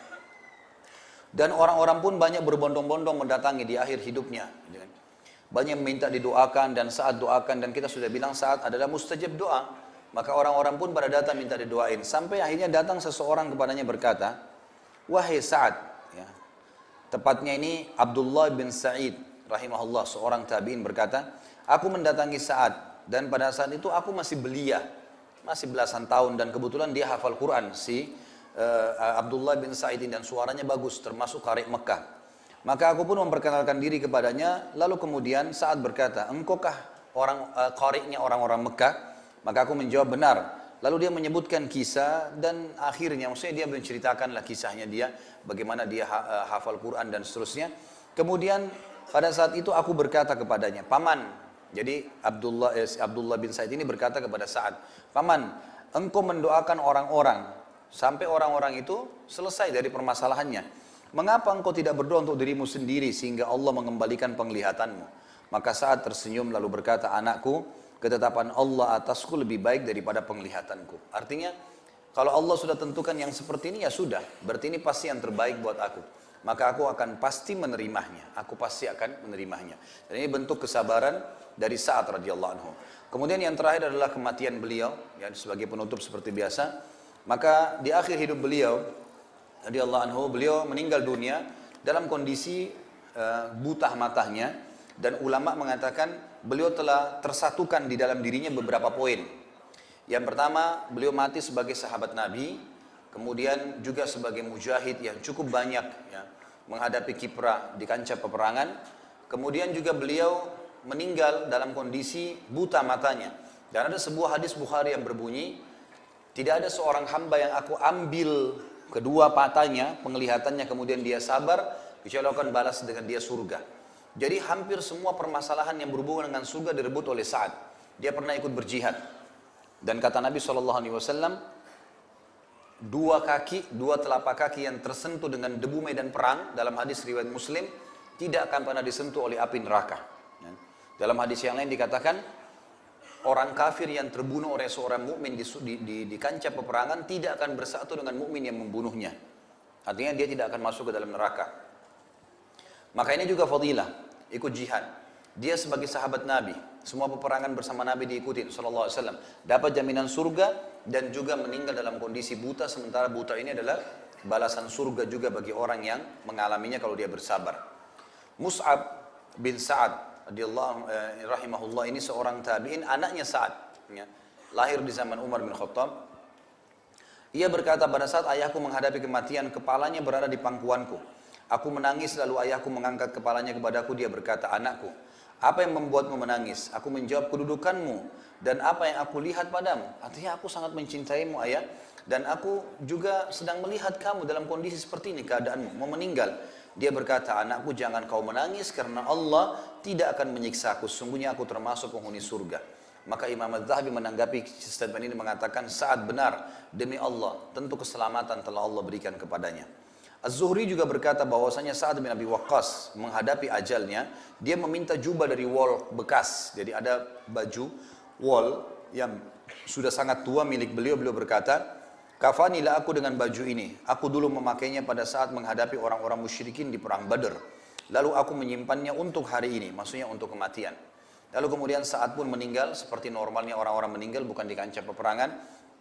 Dan Ummu Salamah radhiyallahu anha, istri Nabi SAW, sempat berkata pada saat meninggal, ketika saat wafat dan gerandanya dihadirkan, aku datang kepadanya, aku menangis dan berkata, sisa dari sahabat Rasulullah SAW yang terpilih. Saat pun akhirnya wafat di gubuknya di wilayah Al-Aqiq yang berjarak 10 mil dari Madinah. Lalu dia dipikul di atas pundak-pundak kaum muslimin ke Madinah. Dan Marwan ibn Hakam, gubernur Madinah pada saat itu, dan istri-istri Nabi SAW yang masih hidup ikut mensolatinya. Dan saat pun akhirnya dikuburkan di Baqi. Sebagai penutup teman-teman sekalian, yang kita penting adalah, yang kita harus tahu, ini kisah Sa'ad dan sudah berlalu. Apa kira-kira yang kita ambil darinya? Yang pertama, saudara, keyakinan adalah asas segalanya bagi seorang muslim. Dan puncak daripada keyakinan adalah yakin kepada Allah Subhanahu wa taala. Allah itu ada, Allah Maha benar, dan semua janjinya benar. Apa yang diceritakan tentang akhirat, orang kalau sholat, nih haji majelis ilmu begini dapat ini, orang kalau sholat dapat ini, orang kalau puasa, orang kalau jihad, orang kalau bersedekah, itu semua panduan hidup, bukan dongeng, bukan sebuah teori biasa. Memang sebetulnya adalah janji, dan setiap muslim harus jalan di atas janji itu dengan keyakinan. Sa'ad dan beberapa sahabat Nabi yang sudah kita jelaskan, dan insya Allah juga yang akan kita jelaskan ke depannya, semoga Allah berkahi, maka semua itu akan memberikan pelajaran kita, orang-orang yang mendahului kita dengan keyakinannya. Dan memang itu asasnya, yakin terhadap Allah dan yakin terhadap apa yang Allah janjikan. Kita semua yang hadir di sini teman-teman sekalian, saya jamin dengan izin Allah, kalau Anda mempertahankan Islam Anda dan Anda meninggal sebagaimana Allah mengatakan, wala tamutunna illa wa antum muslimun, jangan kalian meninggal kecuali dalam keadaan Islam, pasti masuk surga. Dan surga itu bukan dongeng, bukan sebuah cerita kosong, oh ada istana, bukan cerita Cinderella, cerita khayalan, cerita yang biasa orang-orang non-muslim buat. Kita ini punya wahyu. Wahyu itu informasi pasti, ya. Fakta yang akan terjadi. Tidak ada sesuatu keraguan di situ. Bagi seorang mukmin, keyakinan di atasnya. Maka kita harus tahu semua itu benar. Yang dijanjikan istananya, dayang-dayangnya, bajunya, kebun-kebunnya, makanannya, segala macam. Apapun yang akan dilalui semuanya sama. Dan kisah Sa'ad serta orang-orang yang sebelum kita, yang saleh dan telah mendahului kita, dan Allah sekarang sampaikan kita di sini. Dengan izinnya saya bisa menyampaikan, teman-teman mendengarkan. Ini peringatan dari Allah ke saya dan kepada Anda sekalian, agar kita mengambil pelajaran dari mereka. Inilah orang yang sudah meyakini dan telah melalui hidupnya. Mereka sudah mendapatkan apa yang telah Allah Subhanahu wa taala janjikan. Jadi itu bukan dongeng. Itu asas bagi seorang muslim. Yang kedua, berpegang pada kebenaran dan berdiri di atasnya adalah kendaraan seorang muslim. Kalau tadi ya, dia meyakini semua. Berpegang pada kebenaran itu sehingga kita siap mati untuknya, berkorban untuknya, adalah kendaraan kita menuju ke akhirat. Itu harus juga dilakukan. Ada orang fakir miskin lewat, yakinlah, gitu kan? Yakin itu adalah perintah Allah, akan ada balasannya, dan jadikan itu sebagai kendaraan kita menuju akhirat. Kalau kita jadikan sebagai kendaraan, kita akan cari kendaraan yang terbaik. Jangan berikan yang pas-pasan, berikan yang paling baik dari kita. Itu juga pelajaran yang luar biasa, gitu kan? Berdiri di atas dua hal ini, menjadikan sebagai pegangan hidup keyakinan itu, dan menjadikan ya, kendaraan dalam kehidupan kita, akan membuat seorang muslim dan muslimah tidak pernah lagi ragu dalam menjalani apapun di muka bumi ini. Sampai pada tingkat Sa'ad radhiyallahu anhu menyeberangi sungai, memimpin pasukan, dan pada saat itu mayoritas pasukan muslimin yang 30 ribu, mayoritasnya kata ahli sejarah bukan ahli perang, bukan orang yang biasa berperang, orang yang keterampilannya sederhana sekali, dibandingkan dengan 240 ribu pasukan Rustum yang semuanya itu adalah militer, pasukan militer, memang pasukan perang, memang ahli, punya keterampilan, belajar. Tapi saudaraku, Kelebihan yang ketiga, yang poin yang saya ingin titik beratkan yang ketiga adalah poin bahwasanya kemenangan diberikan oleh Allah bukan karena jumlah, bukan karena keterampilan semata. Berapa banyak kisah yang kita dapatkan dari kisah para sahabat di Badr misalnya. Berapa banyak sahabat yang dinukil dalam riwayat Bukhari, mereka mengatakan ada orang kafir Quraisy yang saya pas mau tebas lehernya sudah terbang duluan. Ditebas. Kata ahli sejarah mengatakan dan ulama-ulama hadis menanggapi riwayat Bukhari itu mengatakan malaikatlah yang menebas leher mereka. Ada di antara mereka yang baru mau ditusuk sudah tertusuk dengan sendirinya, gitu kan? Ada yang tangannya terpotong. Lalu setelah perang kata Nabi SAW, kalau maukah kalian tahu perbedaan antara korban kalian dan korban para malaikat? Kata para sahabat tentu ya Rasulullah. Kata Nabi SAW, korban para malaikat di setiap tebasan ya di leher atau di tangan di tempat yang sudah terpotong itu karena akan temukan ada luka bakar karena mereka memiliki pedang yang terbawa dengan api ya dari api neraka. Maka seperti itulah artinya gini, betul kita butuh nanti di poin setelahnya yang keempat kita butuh teman-teman sekalian untuk berperang itu butuh keterampilan. Allah SWT sudah mengatakan dalam Al-Quran, A'udzubillahi minasyaitonirrajim wa iddu lahum mastata'tum min quwwatin wa min ribatil khair tulhibuna bihi aduwallah wa aduwakum. Persiapkan dari diri kalian, gitu kan? Semua potensi, ya, energi yang kalian bisa untuk ya menakut-nakuti dan mengalahkan musuh-musuh Allah. Memang situ kita dianjurkan. Nabi SAW sudah suruh kita melempar, ya, lompat, tombak, memanah, bisa yang tidak merusak, ya, atau tidak melanggar agama dibolehkan. Para sahabiat kita tahu cerita-cerita mereka mahir dalam berperang, ya, menunggangi kuda. Seperti Nusaybah binti Ka'ab, Ummu Umarah yang sangat terkenal. Dan saya sampai memberikan nama anak saya yang pertama Nusaybah karena saya terkagum sekali dengan kisah beliau. Kata Nabi SAW, dimanapun panah orang-orang Quraisy terarahkan kepada saya di perang Uhud, pada saat lagi terdesak saya temukan, ya, pedang Nusaybah binti Ka'ab mematahkannya. Jadi Nusaybah mahir memanah, mahir memain pedang, mahir menunggangi kuda. Kita juga sudah ceritakan Sofia, ya, binti Huyai, bukan Sofia, maaf, Sofia binti Abdul Muttalib, tante Nabi SAW yang terkenal dengan punya kemahiran. Dan insya Allah mudah-mudahan satu waktu nanti kalau Allah mudahkan setelah kita bahas sahabat-sahabat laki-laki ini ada bahasan tentang sahabat-sahabat perempuan itu bagaimana mereka punya kiprah-kiprah yang sangat besar di kancah peperangan dan tidak pernah kita temukan ada larangan kecuali memang kalau ada masalah-masalah yang haram, ya. Kalau sesama perempuan misalnya insya Allah tidak ada masalah. Apalagi memanah, hadis memerintahkan memanah, melempar tombak, berenang dan menunggangi kuda ini itu bukan untuk laki-laki saja tapi untuk semuanya. Adakah metode olahraga memanah sesuai dengan sunnah? Tentu saja yang ada adalah disuruh memanah, gitu kan. Kalau metodenya saya belum pernah secara khusus dapatkan kalau ada metode khusus ya. Tapi insya Allah sih setahu saya ya, sepengetahuan sebatas saya tahu, memanah akan sama saja dari zaman dulu sampai sekarang, cuma perbedaan dengan bentuk alatnya saja, gitu kan. Intinya coba dijalankan karena itu adalah perintah Nabi SAW diniatkan untuk mendapatkan pahalanya, insya Allah sudah bisa. Sa'ad bin Abi Waqqas mendoakan keburukan untuk Usama bin Qatadah. Apakah kita dibolehkan mendoakan keburukan untuk orang lain? Tentu saja boleh kalau dia zalim. Kan gitu. Karena dia zalim, Anda terzalimi tidak ada hijab antara Anda dengan Allah Subhanahu wa taala. Kan kata Nabi SAW begitu kan? Hati-hati kepada Muadz bin Jabal waktu beliau diutus jadi dai ke Yaman. Dalam hadis Bukhari beliau mengatakan, "Ittaqi da'watal mazlum fa inna laisa bainahu wa bainallahi hijab." Ahli kitab di sana Yahudi dan Nasrani, yang pertama kau dakwain adalah la ilaha illallah Muhammad Rasulullah. Kalau mereka terima maka perintahkan mereka sholat 5 waktu. Kalau mereka terima perintahkan mereka mengeluarkan zakat dari orang kaya diberikan ke orang miskin mereka. Kalau mereka terima perintahkan mereka puasa setahun sekali dari Ramadan. Kalau mereka terima suruh mereka haji bagi yang mampu. Setelah Nabi SAW jelaskan masalah, lalu Nabi mengatakan dan hati-hati hai Mu'adz dengan harta-harta mereka. Jangan sampai kau melakukan kezaliman. Karena orang yang terzalimi tidak ada hijab antara dia dengan Allah Subhanahu wa taala. Termasuk orang kafir ya. Jadi orang kafir tetangga kita tidak ada urusan sama kita. Lalu kemudian kita tiba-tiba gangguin dia.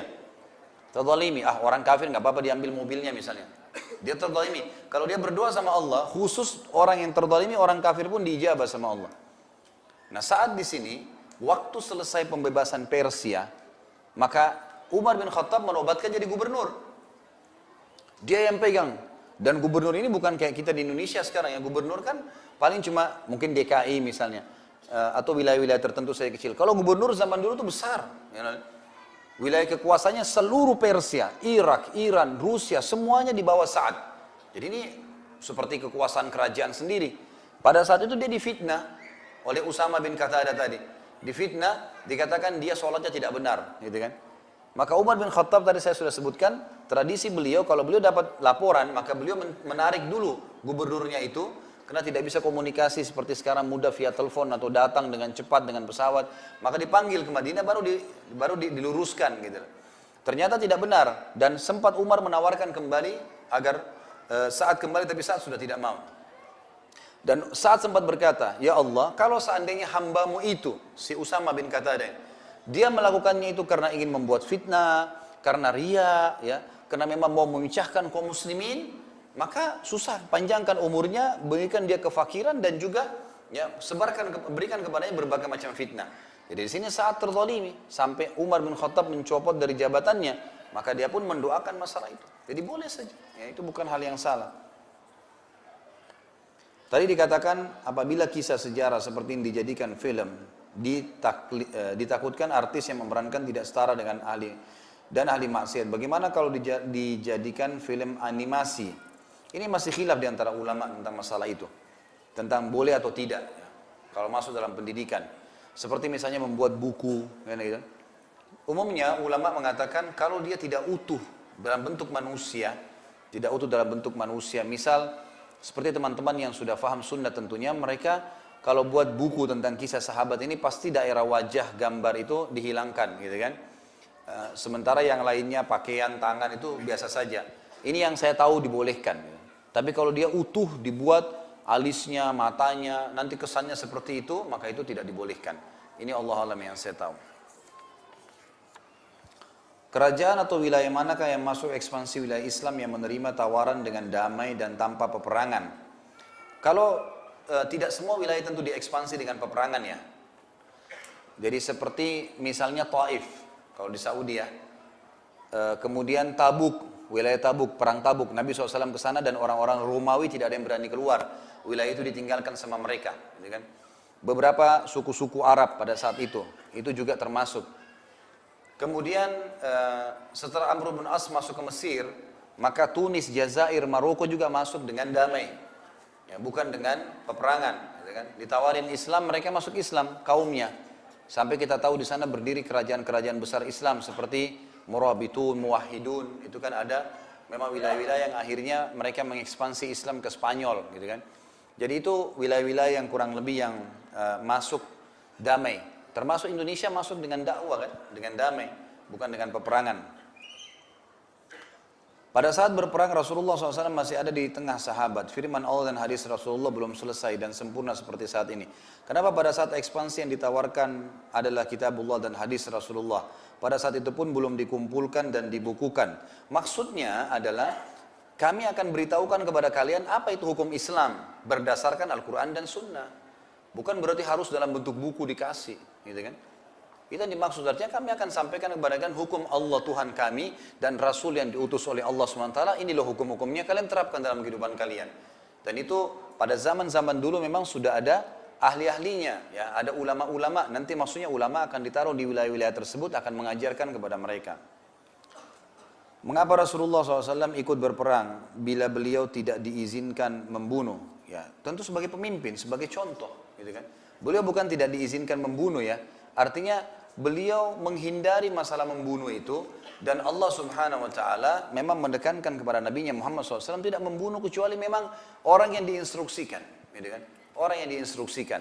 Makanya Nabi SAW tidak membunuh secara khusus, artinya tidak masuk kemudian berperang melawan orang-orang khusus. Beliau mendoakan, ya, kemudian beliau memberikan instruksi-instruksi itu yang beliau lakukan. Ya, dan itu hikmah dari Allah Subhanahu Wa Taala. Ya.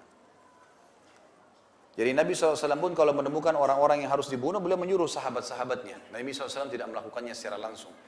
Apa hikmah, kenapa, ya Allahu alam. Ya, saya tidak bisa bahas terlalu jauh masalah itu, tapi yang jelas begitulah perintah Allah kepada Nabi-Nya Muhammad SAW.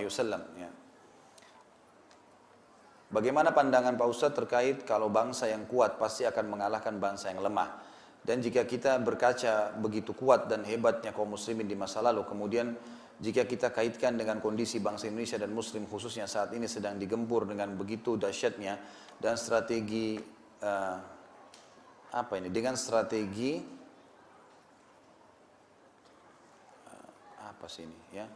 dengan strategi saya tidak, namun pasti efek hancurnya, dengan strategi pelan namun pasti efek kehancurannya. Apa yang sedang ditanyakan? Maksudnya bagaimana mungkin konsep ini bagaimana pandangan Ustaz terkait kalau bangsa yang kuat pasti akan mengalahkan bangsa yang lemah. Kalau saya menilai kuatnya itu karena adanya pegangan tentu bangsa kuat akan mengalahkan bangsa-bangsa yang lemah. Dan kekuatan dalam Islam dibahasakan adalah kekuatan dari sisi pegangannya kepada Tuhannya Allah Subhanahu wa taala, berpegangnya pada hukum-hukum Allah. Dan saya sudah pernah bahasakan, kelemahan umat Islam sekarang justru kena jauh dari hukum Allah. Pada saat kita meninggalkan kitabullah, kita meninggalkan sunnah Nabi SAW, kita tidak lagi berjihad, mengumandangkan Islam, menyebarkan Islam, sibuk dengan fitnah di dalam kita, maka seperti ini keadaannya. Saya melihat sekarang keadaan umat Islam di Indonesia dan seluruh dunia ini, karena kita sekarang sedang termakan dengan arus fitnah yang disebarkan oleh orang non-muslim. Dan itu tujuan utamanya agar umat Islam tidak mengekspansi agamanya. Itu tujuannya sebenarnya.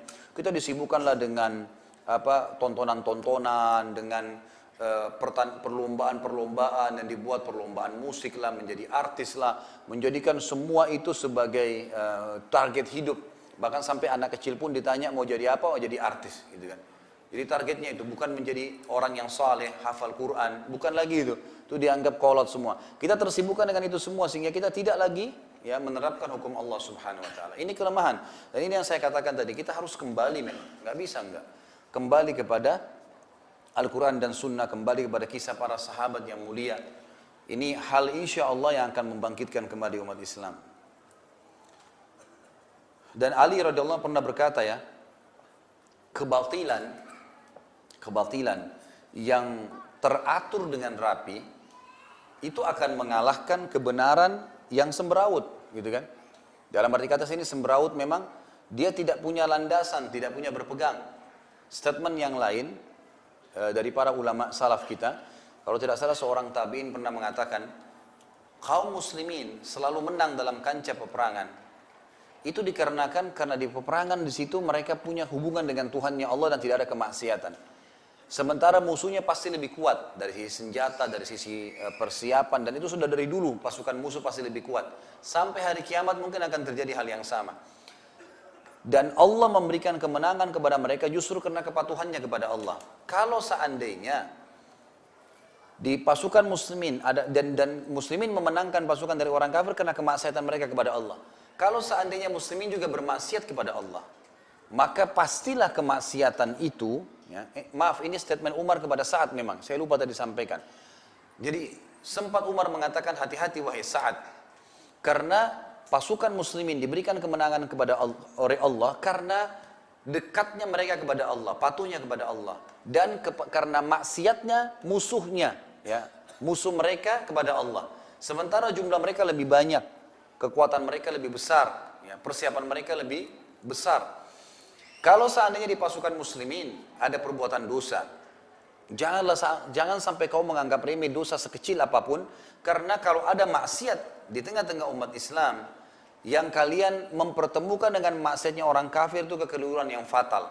Karena maksiat yang kecil dari orang muslim sudah cukup untuk diimbangkan dengan dosa besarnya orang kafir. Karena mereka faham hukum, Maka pastinya dengan kekuatan yang mereka miliki, persiapan yang mereka miliki, mereka akan mengalahkan kalian.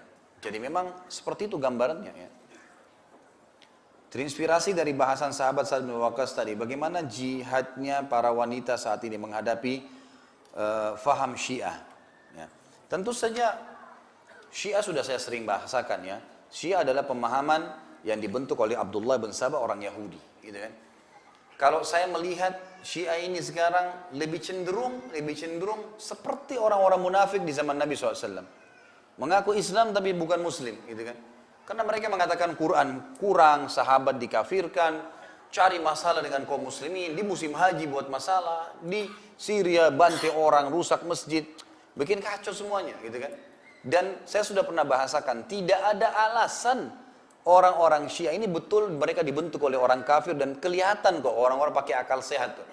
Tidak ada alasan orang Syiah menyerang ahli sunnah. Apa kira-kira alasannya? Kalau mereka mengatakan Ali ditokohkan misal, adakah ahli sunnah yang mencaci maki Ali radhiyallahu anhu? Tidak ada. Kita semua mengatakan Ali sahabat Nabi yang mulia, anak mantunya Nabi, kita hormatin, kita bahas sejarahnya, dan pada saat saya bahas Ali bin Abi Thalib panjang lebar saya bahas masalah itu. Fatimah radhiyallahu anha istri Nabi, istri Ali radhiyallahu anhu kita katakan al-batul, ya, sifatnya yang sangat dekat dengan Nabi SAW radhiyallahu anha, terkenal, gitu kan? Dipuji oleh ahli sunnah. Hasan dan Husain radhiyallahu anhuma, bahkan Husain di kasus Karbala ahli sunnah mengatakan mati syahid, gitu kan? Mati syahid, dan yang membunuhnya zalim. Datanglah kelompok Syiah ini yang mengacau-ngacaukan semuanya. Dasarnya karena pendirinya orang Yahudi, Abdullah bin Saba. Sayangnya kaum muslimin di Indonesia ini banyak tidak faham masalah itu. Bahkan saya yakin banyak simpatisan Syiah yang tidak faham apa sebenarnya Syiah. Kalau mereka faham, mereka nggak bakal ikut di situ. Ini jelas-jelas bisa kitabullah dikatakan kurang. Bagaimana caranya? Allah mengatakan inna nahnu nazzalna dzikra wa inna lahu lahafidhun. Kami turunkan az-dzikra dan kami akan menjaganya, lalu mereka bilang kurang. Mereka punya 49 juz. Ini dari mana ini? Sahabat-sahabat Nabi, dasarnya Abdullah bin Sabah ingin menyerang Nabi SAW, tapi tidak bisa. Kalau serang Nabi langsung kebongkar kedoknya, diseranglah orang-orang terdekatnya. Abu Bakar, Umar, siapa orang-orang ini? Mertua Nabi SAW. Aisyah, istri Nabi SAW. Kita sudah tahu konsep dalam Islam, kalau orang meninggal, tidak cerai suami istri akan bersama di surga. Aisyah sampai meninggal tidak pernah diceraikan oleh Nabi SAW, maka menjadi istrinya di surga. Dan ada hadis Nabi SAW sudah pernah saya jelaskan berbunyi, saya dinikahkan oleh Allah dengan wanita-wanita ahli surga, gitu kan? Jadi sudah disebutkan, dan ummahatil mu'minin radhiyallahu anhunna ajma'in. Tapi mereka lakukan hal-hal tersebut, gitu kan? Akhirnya berkembanglah kemana-mana. Tapi dan tidak pernah ada negara yang ahli sunnah berkuasa mengikuti sunnah Nabi kayak Indonesia, kayak Saudi, kayak negara-negara Islam yang lain. Ada Syiah di dalam, Syiahnya diganggu, nggak pernah tuh. Tidak pernah ada dalam sejarah ahli sunnah tuh, Syiah diganggu. Tapi kalau Syiah berkuasa pasti membunuh ahli sunnah. Bukan cuma mengganggu ya, membunuh, membantai, merusak masjid. Karena dianggap kafir bagi mereka. Ini bahaya sekali, gitu kan. Jadi memang ini pemahaman yang sudah tidak boleh ada tengah-tengah umat Islam. Nggak boleh, gitu kan. Dan jangan terpengaruh mengatakan, oh Syiah itu banyak. Banyak dari mana, gitu. Nggak ada banyaknya, jumlahnya sedikit, cuma tahu menakut-nakuti umat Islam. Nggak ada. Salah satu ulama di Saudi kemarin pas diskusi dengan, dipertemukan dengan tokoh-tokoh Iran, kemudian saya punya cuplikannya di WhatsApp kebetulan. Kemudian dia bilang, waktu dikatakan bagaimana kalau kita menyatukan dua madhab ini? Kata beliau, dari mana dua madhab? Katanya dua madhab besar. Dari mana besar? Anda ini Syiah mengaku besar dari mana? Gitu. Dari berapa jumlah kalian dan di mana? Dan apa pemahaman kalian? Pemahaman apa? Mengatakan Al-Quran kurang, mencaci maki sahabat-sahabat Nabi? Nggak mungkin sefaham dengan kita. Kalau Anda mau, lebih baik disarankan oleh para ulama Sunni, lebih baik Syiah buat agama sendiri. Ngaku agama Syiah, terserah mau buat ibadah apa silahkan. Tapi kalau ngaku Muslim mengatakan Quran kurang, nggak mungkin, gitu kan? Nggak mungkin. Jadi peran kita memang harus memerangi, nggak boleh. Kita perangin dengan dakwah, dengan kita sampaikan, gitu kan? Luruskan pemahaman mereka. Ya begitu, setiap ada kegiatan, Syekh Utsaimin ditanya rahimahullah, kalau seandainya orang-orang Syiah sekarang sudah buka kampus-kampus, punya sekolah, buat seminar-seminar, apa yang kita harus lakukan? Kata beliau, lawan mereka dengan double. Kalau mereka punya seminar satu, kita buat seminar 2, 3. Mereka punya kampus satu, kita buat 3 kampus. Nanti insya Allah masyarakat akan bedain kok itu. Kalau di negara-negara yang memang tidak bisa langsung divonis. Sayangnya Indonesia nggak seperti Malaysia ya. Malaysia langsung hukum pemerintahan, Syiah sesat, nggak boleh ada. Ditangkap kalau ada Syiah tuh di Iran, di Malaysia. Dianggap akan mengancam pemerintahan, dan itu sebenarnya pemikiran yang tepat ya. Memang mereka memang selalu bikin kacau. Begitu ada kekuatan pasti bikin kacau. Berapa banyak mereka pada saat di Madinah itu hari buat masalah, masuk ke kuburan Baqi, mau ngambil mau bongkar kuburannya Aisyah radhiyallahu anha, mau ngambil tanahnya, ribut sama polisi-polisi pada saat itu. Akhirnya jadi masalah, buat masalah. Ini pemahaman yang ngawur gitu. Bahkan sekarang di Iran mereka buat Ka'bah. Ada Ka'bah. Di Iran itu ada 3 Ka'bah. Bukan 1, 2, 3 Ka'bah. Gitu kan? Ada 2 di satu tempat, ada 2 tempat, ada 1 lagi. Saya sempat lihat cuplikan Ka'bahnya. Itu sampai ada salah satu tokoh dari Saudi mengatakan, begini saja, daripada kalian buat masalah buat muslimin di musim haji, kan kalian sudah punya Ka'bah di Iran. Udah silakan. Ya, tawaf aja di sana daripada buat umat Islam buat masalah, gitu kan? Jadi nggak usah buat masalah, lebih baik buat agama sendirilah. Seperti itu memang mereka buat. Yang di dalam agamanya semua ancaman-ancaman. Bahkan yang aneh sekali, kalau antum lihat cuplikan fatwa-fatwanya mereka, fatwa yang aneh sekali. Saya tidak tahu sudah terima bahasa Indonesia itu, tapi dalam bahasa Arab ada. Kalau kita ketik di YouTube itu, fatwa-fatwa ani para ulama Syiah. Itu apa ya? Kalau saya bahasakan fatwa lelucon. Gitu. Jadi musim haji, saya lihat salah satu tokohnya mereka mengatakan kalau musim haji ditanya oleh jamaahnya, boleh nggak kita pakai HP? Oh kalau khusus laki-laki dia bilang, itu kalau pakai HP lagi ihram, tidak boleh HP-nya ditempelkan begini di telinga. Kalau begini batal hajinya. Kalau dibesarin speakernya baru tidak batal. Ini fatwa dari mana ini? Kan itu. Kelinci dianggap tidak boleh. Ini itu aneh-aneh. Tapi dalam bahasa Arab memang ya. Saya tidak tahu, mudah-mudahan satu waktu ada teman-teman yang terjemahkan bahasa Indonesia dan didatangkan cuplikannya. Biar orang-orang Syiah di Indonesia pun faham. Mereka nggak faham tuh. Fatwa-fatwa di sana tuh aneh-aneh gitu. Ya, aneh-aneh. Bagaimana dengan tokoh-tokoh yang mereka tokohkan, dari mana asalnya, apa sejarah hidupnya, semua kalau ditahu itu mereka tidak bakal ikut. Teman-teman sekalian, semoga Allah berikan hidayah.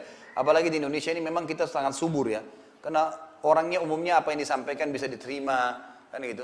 Sampai di Saudi itu dibahasakan orang Indonesia ini orang yang paling lunak. Sering apa yang dibahasakan ya sudah diterima saja gitu kan. Gampang, pokoknya paling gampang, paling subur. Orang-orang kristenisasi yang nyebarin Kristen Indonesia mengatakan Indonesia adalah lahan paling subur buat kami. Karena mereka apapun disampaikan, apa yang dikasih, iya gitu kan. Nah. Jadi ini hal mendasar yang mesti memang diketahui. Kalau saya ditanya apa perannya, apa kiprahnya, kita harus yang pertama membaca tentang mereka itu siapa Syiah. Tadi saya sampaikan sebagian kecil saja. Setelah kita tahu, kita coba mengingatkan orang-orang terdekat buat kita. Mengingatkan semuanya. Yang bisa menjangkau instansi pemerintahan menyampaikan, sampaikan dalam keadaan mereka. Ceritakan, sampaikan apapun. Dan ini bukan jangan bohong, tidak ada kebohongan. Fakta-fakta lapangan cukup banyak yang bisa ditemukan. Beberkan, ini loh faktanya mereka buat begini, dipaparkan, gitu kan. Kemudian di pengajian-pengajian, ustadz-ustadz harus gencar menyampaikan. Ini sudah harus, gitu kan. Dan Anda juga jangan mudah terpengaruh dengan isu-isu yang disampaikan. Kalau Syiah itu begini, Syiah itu punya pasukan, Syiah itu punya apa, itu enggak ada. Semuanya itu cuman ngomong kosong yang, kalaupun misalnya ada, mereka mau buat apa? Mau bunuh umat Islam. Memang kita sudah tunggu kematian kok, gitu kan. Umat Islam tinggal, alhamdulillah kalau ada yang umat Islam yang dibunuh sama orang-orang yang mengaku muslim seperti ini. Atau misalnya orang-orang kafir, mati syahid, gitu kan. Tinggal tunggu satu tembakan kemudian mati syahid masuk surga tanpa hisab. Siapa yang takut dengan itu? Ahli sunnah tidak akan gentar dengan itu. Tapi kita tidak pernah buat masalah kepada siapapun.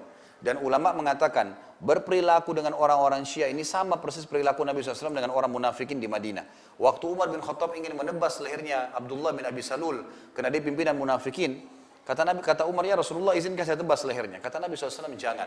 Karena jangan sampai nanti orang berbicara Muhammad membunuh sahabatnya. Artinya apa? Selama mereka mengaku muslim, kita tidak akan ganggu, kita dakwain, luruskan. Tapi kalau mereka buat kekacauan, ya perlu pelajaran, gitu kan? Perlu pelajaran, gitu. Keliru kalau mereka menganggap ahli sunnah itu tidak punya kekuatan, ngawurin. Kan gitu. Umat Islam itu, umat muslimin ahli sunnah tahu keyakinannya dengan Allah Subhanahu Wa Taala dan berapa banyak di kancah jihad terjadi. Mereka baru masuk, mereka baru belajar, mereka sudah banyak mendapatkan kemenangan-kemenangan. Itulah yang Allah perlihatkan. Jadi saya sarankan seperti itu. Apa hubungannya antara Syiah dengan penaklukan Persia? Ada sebagian ya, ahli sejarah yang mengatakan kemungkinan karena Persia takluk pada saat itu, sebagian orang-orang yang Persia memang tidak menerima itu mereka pura-pura masuk Islam, kemudian mereka akhirnya coba menyebarkan masalah. Tapi ini cuma berita ya, saya tidak punya referensi tentang masalah itu. Kalau yang saya tahu sih tidak ada hubungannya. Memang Abdullah bin Saba yang mendirikan pemahaman Syiah sebagaimana saya jelaskan tadi. Mengapa saat tidak berdoa untuk kebaikan kaum muslimin pada saat fitnah antara Ali dan Muawiyah? Malah memilih tinggal di pedalaman dan mengembala kambing. Saya tidak ada informasi masalah itu. Allahu alam. Karena memang tidak dinukil kepada kita kisah, tidak mungkin dikarang-karang, gitu kan. Jadi saya tidak pernah dapat riwayatnya kenapa saat tidak berdoa agar fitnah kaum muslimin terangkat. Ada kemungkinan bisa saja terjadi karena Hudzaifah bin Yaman radhiyallahu anhu, sahabat Nabi yang terkenal sahibus sir, yang memang menyimpan rahasia Nabi SAW, itu pernah didatangi oleh Umar bin Khattab dan Umar berkata, wahai Hudzaifah, apakah Nabi hitung saya termasuk orang munafik? Karena Hudzaifah tahu, gitu kan? Kata Hudzaifah, tidak ya Amir Mukminin, tidak. Waktu itu jadi raja, tidak. Maaf, kata Hudzaifah kepada Umar waktu itu, tidak wahai Umar, ya, sebelum jadi khalifah. Lalu kemudian kata Umar, kira-kira fitnah yang akan terjadi yang Nabi sudah sampaikan, Karena Nabi SAW, semua sahabat tahu masalah ini. Beliau pernah berdiri di sebuah batu di dekat masjid beliau, lalu beliau melihat dengan meletakkan tangan beliau di atas matanya, di keningnya sambil mengatakan, sungguh saya telah diperlihatkan fitnah-fitnah yang masuk di depan-depan rumah kalian. Gitu kan. Maka artinya ini akan terjadi masalah nih di Madinah nanti. Gitu kan. Seperti itulah. Tapi Allah SWT tidak izinkan Nabi SAW pada saat itu untuk, itu kejadian nanti akan terjadi. Nabi SAW tidak punya wewenang untuk meluruskan atau memperbaiki atau mengingatkan masalah. Cuma mengatakan seperti itu. Lalu kata Nabi SAW, kalau kalian sedang menghadapi fitnah itu, maka tutuplah pintu-pintu rumah kalian. Patahkanlah pedang-pedang kalian. Gitu kan? Seseorang di antara kalian makin tertutup maka makin afdal. Makin dia di rumahnya maka makin lebih baik. Seperti itulah. Ya, jadi itu perintah dari Nabi SAW. Bukan mustahil hadis-hadis seperti ini sampai kepada saat dia tahu kalau itu memang Nabi sudah sampaikan dan tidak mungkin terangkat fitnah itu karena memang Allah sudah takdirkan, kan gitu. Maka itu mungkin ya salah satu sebab yang bisa dikatakan kenapa saat tidak berdoa. Apa penyebab fitnah yang terjadi antara Ali dan Muawiyah, Ali dan Aisyah, sampai-sampai Sa'ad bin Abi Waqqas berpihak tidak ikut-ikutan dalam fitnah tersebut. Ini saya tidak bisa jawab sekarang, tapi saya sarankan teman yang bertanya kembali kepada kisah Ali. Ini kan serial sahabat kita yang ketujuh ya. Kita sudah pernah bahas Abu Bakar, Umar, Utsman, Ali, Talha, Zubair, kemudian Abdurrahman bin Auf, ini yang ke-8. Ini Sa'ad bin Abi Waqqas. Kembali kepada kisah sahabat di YouTube ada, sama seperti ini pertemuan di masjid ini juga yang setiap bulan kita lakukan, kisah tentang Ali radhiyallahu anhu. Saya panjang lebar ceritakan, karena itu kalau saya ceritakan akan panjang lagi. Apa sebab-sebabnya, gitu kan? Bagaimana proses terjadi perang Jamal, bagaimana keterlibatan Zubair sama Talha, dan saya jelaskan juga di zaman Talha, bahasan Talha dan Zubair. Kemudian bagaimana kondisi Aisyah radhiyallahu anha, bagaimana kondisi berkhianatnya masyarakat Irak. Itu panjang sekali kisahnya. Jadi bisa kembali ke situ. Seperti apa manaqib Sa'ad radhiyallahu anhu di dalam menginfakkan hartanya di jalan Allah. Ini tidak disebutkan secara khusus ya. Jadi yang menonjol dari beliau itu adalah jihadnya. Kalau kita temukan misalnya kisah sahabat-sahabat seperti Utsman bin Affan yang menonjol memang sedekahnya, Abdurrahman memang sedekahnya, gitu kan. Maka memang saat yang menonjol adalah jihadnya, perangnya. Tapi beliau adalah orang yang mampu. Makanya pada saat beliau mau mewasiatkan tadi sepertiga hartanya, itu karena kekayaan yang cukup banyak. Tapi saya sendiri pribadi belum pernah menemukan bagaimana bentuk sedekahnya saat dalam masalah jihad di jalan Allah itu. Apakah saat termasuk sahabat yang memiliki kelebihan harta seperti Utsman dan Zubair? Saya tidak temukan itu. Saya pribadi belum temukan riwayat masalah itu. Hikmah kekalahan di perang Uhud apa Ustaz? Ini ada bahasan di sirah ya. Ini tidak masuk ke sini, tapi karena ada kehadiran Sa'ad tadi, hikmahnya, penyebabnya salah satunya adalah karena turunnya 43 pemanah dari bukit pemanah yang dilarang oleh Nabi SAW. Nabi SAW mengatakan jangan turun sampai kalian mendapat instruksi dari saya menang atau kalah. Tapi akhirnya Abdullah bin Jubair dengan 6 orang yang lainnya 7 orang tidak mau turun pada saat 43 orang turun. Karena melihat pasukan kafir sudah hilang, sudah nggak ada, sudah lari. Banyak harta perang ghanimah di kancah peperangan gitu. Maka pada saat itulah 200 pasukan Khalid bin Walid manuver di belakang bukit pemanah, kemudian membunuh 7 orang sahabat yang terlihat di atas, kemudian menyerang dari belakang. Pada saat mereka menyerang, maka yang sahabat yang dibawa di kancah peperangan kurang lebih 600 orang lebih, itu kocar kacir, walaupun cuma 200 yang nyerang, lebih sedikit tapi kepasukan kuda. Lalu mereka mengangkat ya syair-syair, menyebutkan syair-syair perangnya orang-orang Quraisy. 2000 orang yang lari dari kancah peperangan mendengarkan itu, kemudian mereka kembali. Itulah kurang lebih penyebab utamanya. Kalau hikmahnya, ulama menyebutkan yang paling pertama, tidak bolehnya melanggar instruksi pemimpin. Dan Allah SWT ingin berikan pelajaran kepada kaum muslimin, karena pemanah tadi dilarang oleh Nabi SAW. Kata Nabi, pentingnya pemimpin dalam Islam ini luar biasa, harus dipatuhi, gitu kan? Sampai dalam keadaan safar saja, kata Nabi SAW, janganlah seseorang dari kalian safar 2 atau 3 orang, kecuali dia sudah tunjuk 1 orang jadi pemimpin. Dan harus dipatuhi, berhenti, gitu kan? Memang sudah begitu, namanya amir safar. Itu baru kecil, masalah sholat ada pemimpin, di rumah tangga ada pemimpin. Harus dipatuhi semua, gitu kan? Imam tidak boleh dilanggar. Instruksi Allah Akbar, ruku, sujud, semuanya harus ikut. Tidak boleh ada yang langgar. Langgar berarti batal sholatnya, gitu kan. Dalam rumah tangga suami harus dipatuhi, gitu kan. Kemudian ruang lingkup pemerintahan juga begitu, pemimpin harus dipatuhi. Kata Nabi SAW, akan datang pemimpin yang kalian tidak suka sebagian keputusan dan kalian suka sebagian keputusannya karena tidak sesuai dengan hukum Allah yang kalian tidak suka itu. Lalu kata para sahabat, ya Rasulullah, apakah kami boleh memberontak? Kata Nabi SAW, tidak boleh selama mereka tidak melarang kalian sholat, gitu kan. Jadi jelas sekali di sini pemimpin penting dalam Islam, termasuk di kancah peperangan, tidak boleh melanggar instruksi pemimpin. Makanya dipilih pemimpin yang saleh, seperti pemilihan Sa'ad tadi oleh Umar bin Khattab radhiyallahu anhu ajma'in. Itu hikmah yang pertama yang bisa diambil karena melanggarnya instruksi pemimpin. Yang kedua, Allah Subhanahu wa taala ingin menguji kaum muslimin, gitu kan? Menguji kaum muslimin artinya tidak selamanya akan dilaluin tidak ada cobaan, semuanya mulus-mulus saja. Ada cobaan, gitu kan? Ada cobaan. Tetapi bukan berarti orang kafir itu sudah menang atas segalanya, karena setelah mereka pulang pun dari kancah peperangan, ini Anda bisa ikutin di YouTube, saya panjang lebar sampaikan tentang sirah. Jadi pada saat kaum musyrikin meninggalkan kancah peperangan Uhud, pada saat itu mereka kan tadinya Uhud itu ada kurang lebih ya jaraknya sekitar 2-3 km dari pintu gerbang Madinah pada zaman dulu. Jadi ada pintu gerbang benteng Madinah, itu Uhud di luarnya cuma 2-3 km. Orang-orang musyrik itu tadinya datang mau menyerang Madinah. Tadinya mau Madinah, tapi karena Nabi SAW membentuk pasukan sekitar 700 orang, tadinya 1.300 orang munafik yang kembali, manuver di belakang kebun-kebun kurma di dekat Gunung Uhud, kemudian tiba-tiba berada di belakang pasukan orang-orang musyrik. Maka orang-orang musyrik tidak jadi menyerang Madinah, menghadapan dengan pasukan muslimin, gitu kan. Pada saat mereka menang pun, mereka pulang, mereka tidak serang Madinah. Di tengah jalan mereka sempat berkata, loh kita kayaknya belum dapat target nih, belum sempat masuk ke Madinah. Ya, pada saat mereka mau kembali, mereka kaget mendengar ternyata Nabi SAW waktu pulang dari Uhud memberikan instruksi.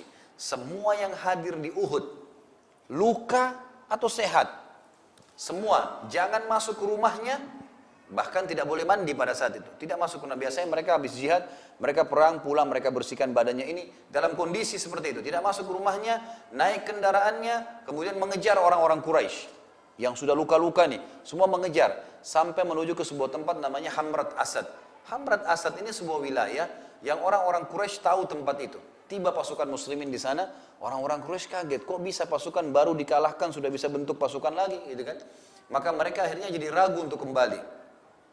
Jadi hikmah yang lain adalah Allah SWT ingin memberikan kepada kaum muslimin pelajaran, cobaan juga bisa terjadi dalam kehidupan, tapi mereka bukan kalah mutlak, karena setelah kejadian Hamrat Asad, Nabi SAW tinggal di sana sampai beberapa hari dan orang Quraisy tidak berani kembali.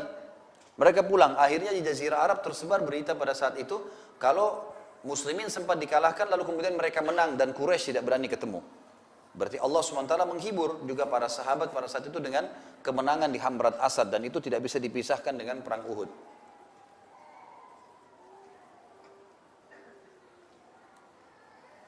Nah, pertanyaan yang tidak sesuai dengan tema saya nggak jawab ya. Ini masalah sholat safar dan segala ini bisa ditanya di tempat lain.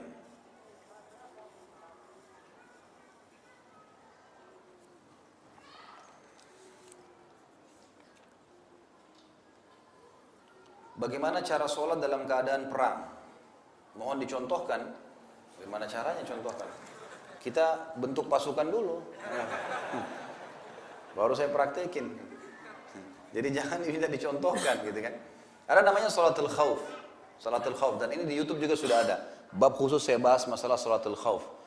Nabi SAW diperintahkan oleh Allah Subhanahu Wa Taala untuk memimpin sholatul khauf dengan cara imamnya sholat, kan gitu. Misal kalau dia bukan jarak safar, misal di kota Jakarta tiba-tiba ini sebuah tempat diserang oleh musuh.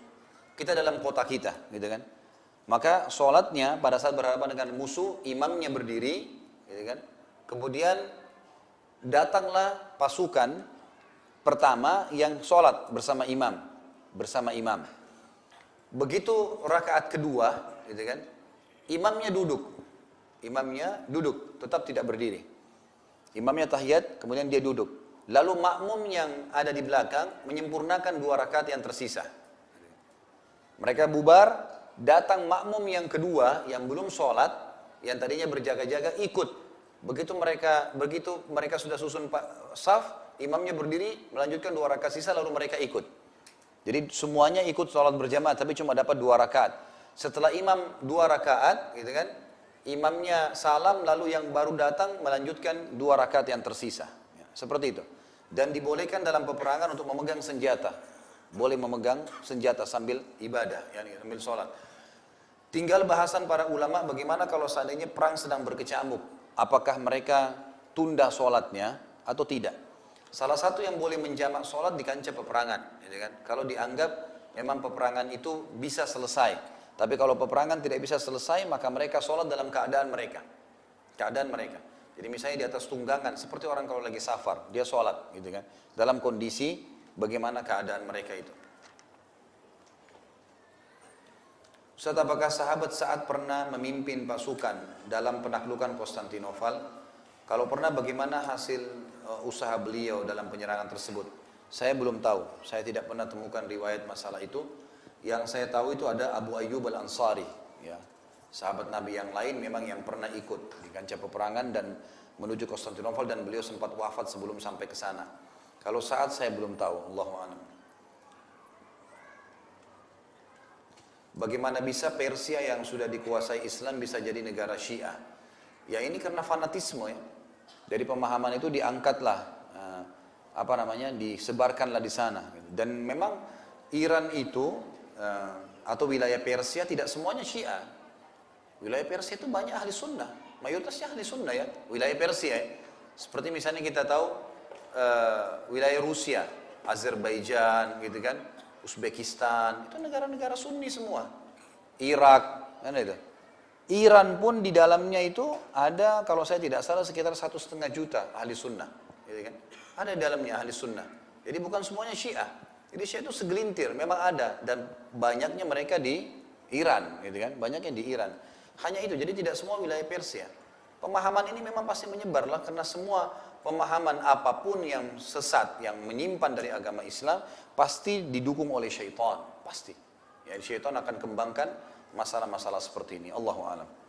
Ini yang baru ya. Baik, jangan ditambah lagi ya. Kita tutup dengan ini insyaallah. Bagaimana keyakinan saat begitu besar sampai mengatakan 1000 nyawa yang dimiliki ibunya saja tidak berguming? Ya keyakinannya tentang kebenaran agama Islam ini, inilah yang tadi saya bilang, pelajaran yang kita harus ambil, keyakinan yang harus tertanam dalam hati kita. Dan kisah saat sampai kepada kita untuk menjadi pelajaran. Bisa saja melalui lisan saya pun dapat pelajaran dan Anda pun dapat pelajaran untuk mengambil pelajaran dari situ. Jadikan sebagai pegangan hidup. Memang keyakinan asas sebagai seorang muslim, yakin terhadap Allah itu ada, janji-janjinya Allah juga ada. Itu yang membuat saat sampai tidak terganggu dengan sumpah atau boikot ya, atau mogok makan daripada ibunya tadi. Apa alasan Nabi meminta doa saat mustajab? Saya tidak tahu soal itu. Itu rahasia Nabi SAW. Beliau mendoakan agar saat diterima doanya itu Nabi SAW memang khususkan gitu, disebutkan.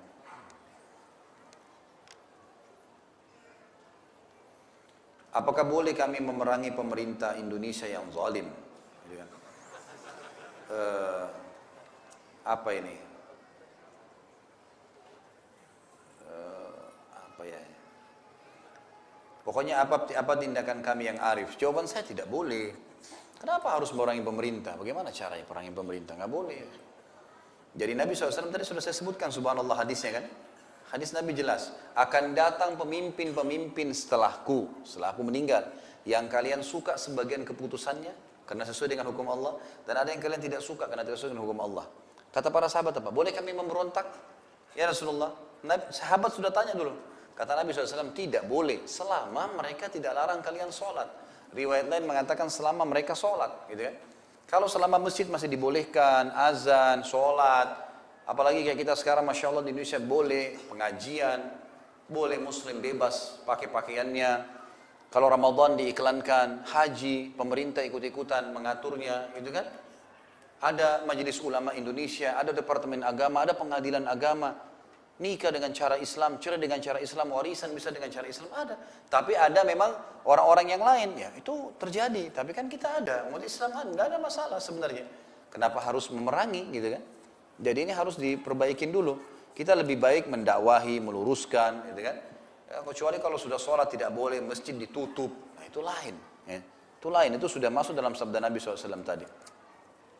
Jika ada jihad ekspansi, maka bukankah ini semacam ungkapan oleh orang Islam fobia, ya, bahwa Islam dibawa dengan pedang, bukan Islam rahmatan alamin. Loh, Islam dibawa dengan pedang di sebagian kegiatan memang benar.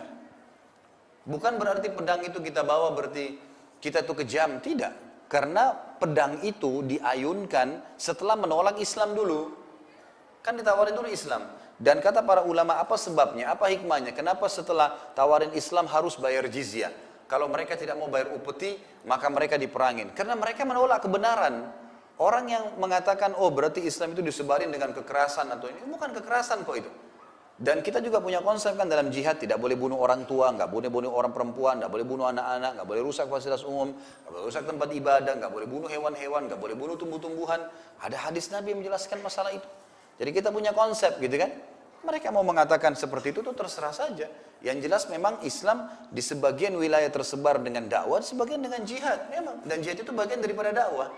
Justru sekarang pada saat kita tinggalkan, ya kita lihat bagaimana kaum muslimin terpuruk, gitu kan. Kita selalu diterkebuhi, diterkemas, seakan-akan Islam ini keras, kalau sedikit menunjukkan kekuatan. Ini salah, orang-orang kafir menunjukkan kekuatan.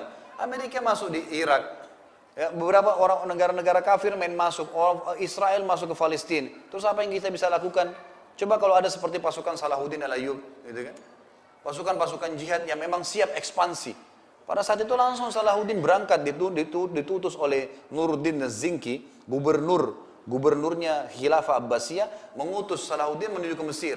Gitu kan? Akhirnya memenangkan peperangan, karena ada pasukan ekspansi yang siap untuk mengekspansi wilayah, menolong peperangan. Itu kan perlu. Sekarang tidak ada di umat Islam. Sekarang umat Islam di Arakan, ya, di Myanmar, itu mereka diperjualbelikan. Saya lihat cuplikannya sekarang umat Islam yang ditawan-tawan oleh orang-orang di Thailand dan di Myanmar itu diperjualbelikan $1.000.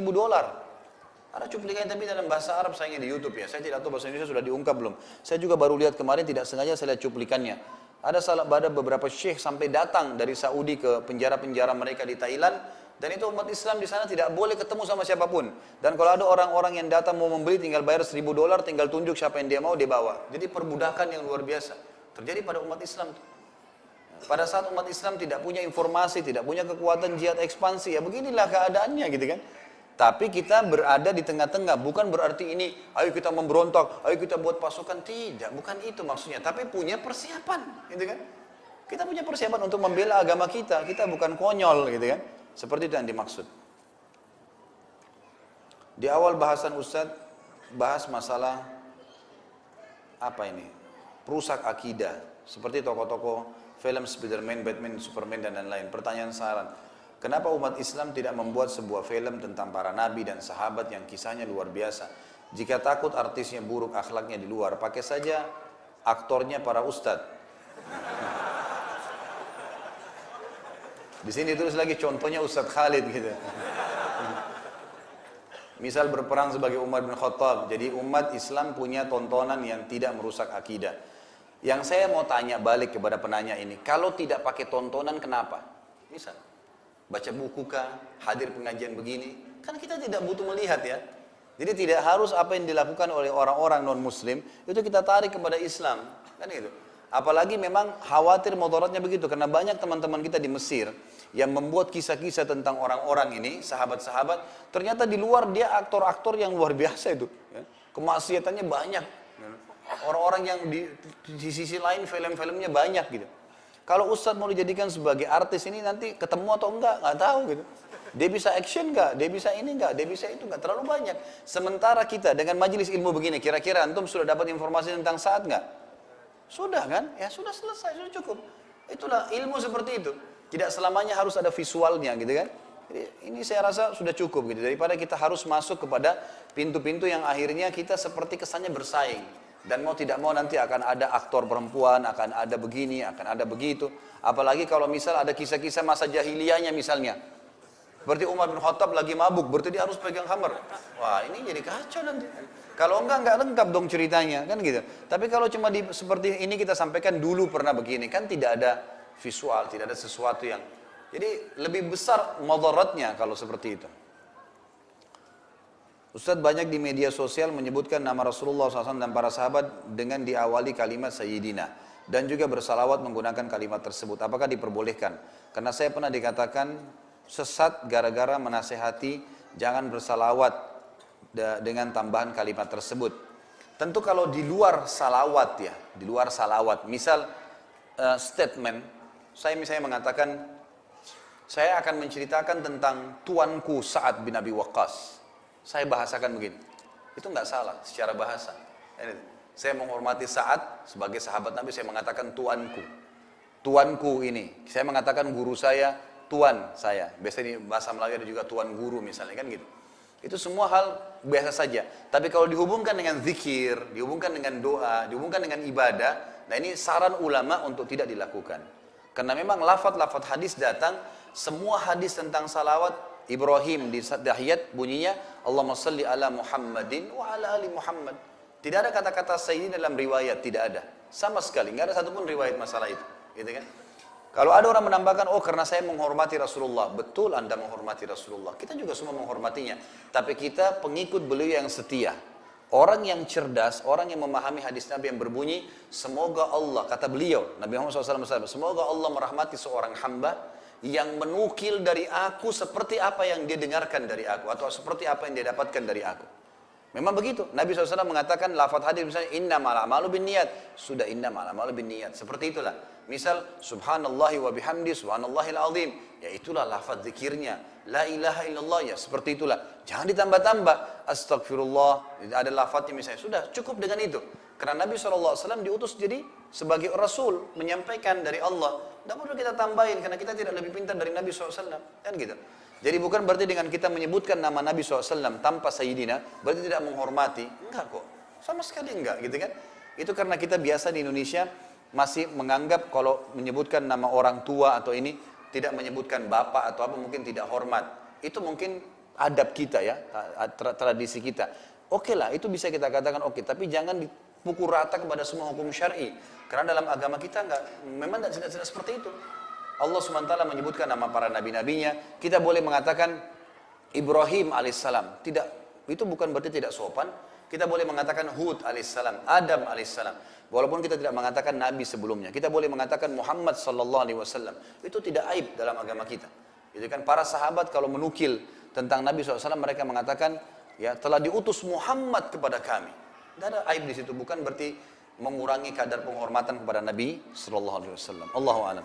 Mungkin sampai sini mudah-mudahan apa yang kita bahas hari ini bermanfaat semua dan menjadi tambahan amal soleh di timbangan amal kita hari kiamat. Semoga insya Allah semua yang sakit disembuhkan penyakitnya, yang terlilit utang dilunasi utangnya, yang belum dapat hidayah diberikan hidayah, yang sudah dapat hidayah dimudahkan untuk mengamalkan. Seluruh muslimin yang sedang tertindas di Palestina, di Syria, di Yaman, dimanapun mereka berada, Allah SWT berikan kemenangan serta kokohkan telapak kaki mereka, ikhlaskan niat mereka, terima para syuhada mereka, serta Allah partisipasikan kita bersama mereka di pahala baik dengan doa, dengan harta dan juga dengan jiwa kita. Dan semoga Allah dengan kemahamurahannya menyatukan kita semua di surga firdausnya tanpa hisab, sebagaimana ia satukan kita di majelis ilmu yang mulia ini. Mungkin begitu, dan alhamdulillah kita ucapkan karena hari ini sudah selesai jilid pertama dari buku ini, dan insya Allah bulan depan kita akan lanjutkan di buku jilid keduanya. Dan saya sarankan teman-teman untuk memiliki buku ini dan bisa didapatkan dari panitia di depan sana. Dan insya Allah juga nanti akan ada yang bisa ngikutin kembali di YouTube atau di teman-teman Wisal TV yang sekarang juga sedang meliputnya. Mudah-mudahan bisa bermanfaat dan silakan di-share ke orang-orang lain. Mungkin begitu, kalau ada benar dari Allah, kalau ada salah dari saya mohon dimaafkan. Subhanakallahumma bihamdika asyhadu an la ilaha illa anta astaghfiruka wa atubu ilaik. Wassalamualaikum warahmatullahi wabarakatuh.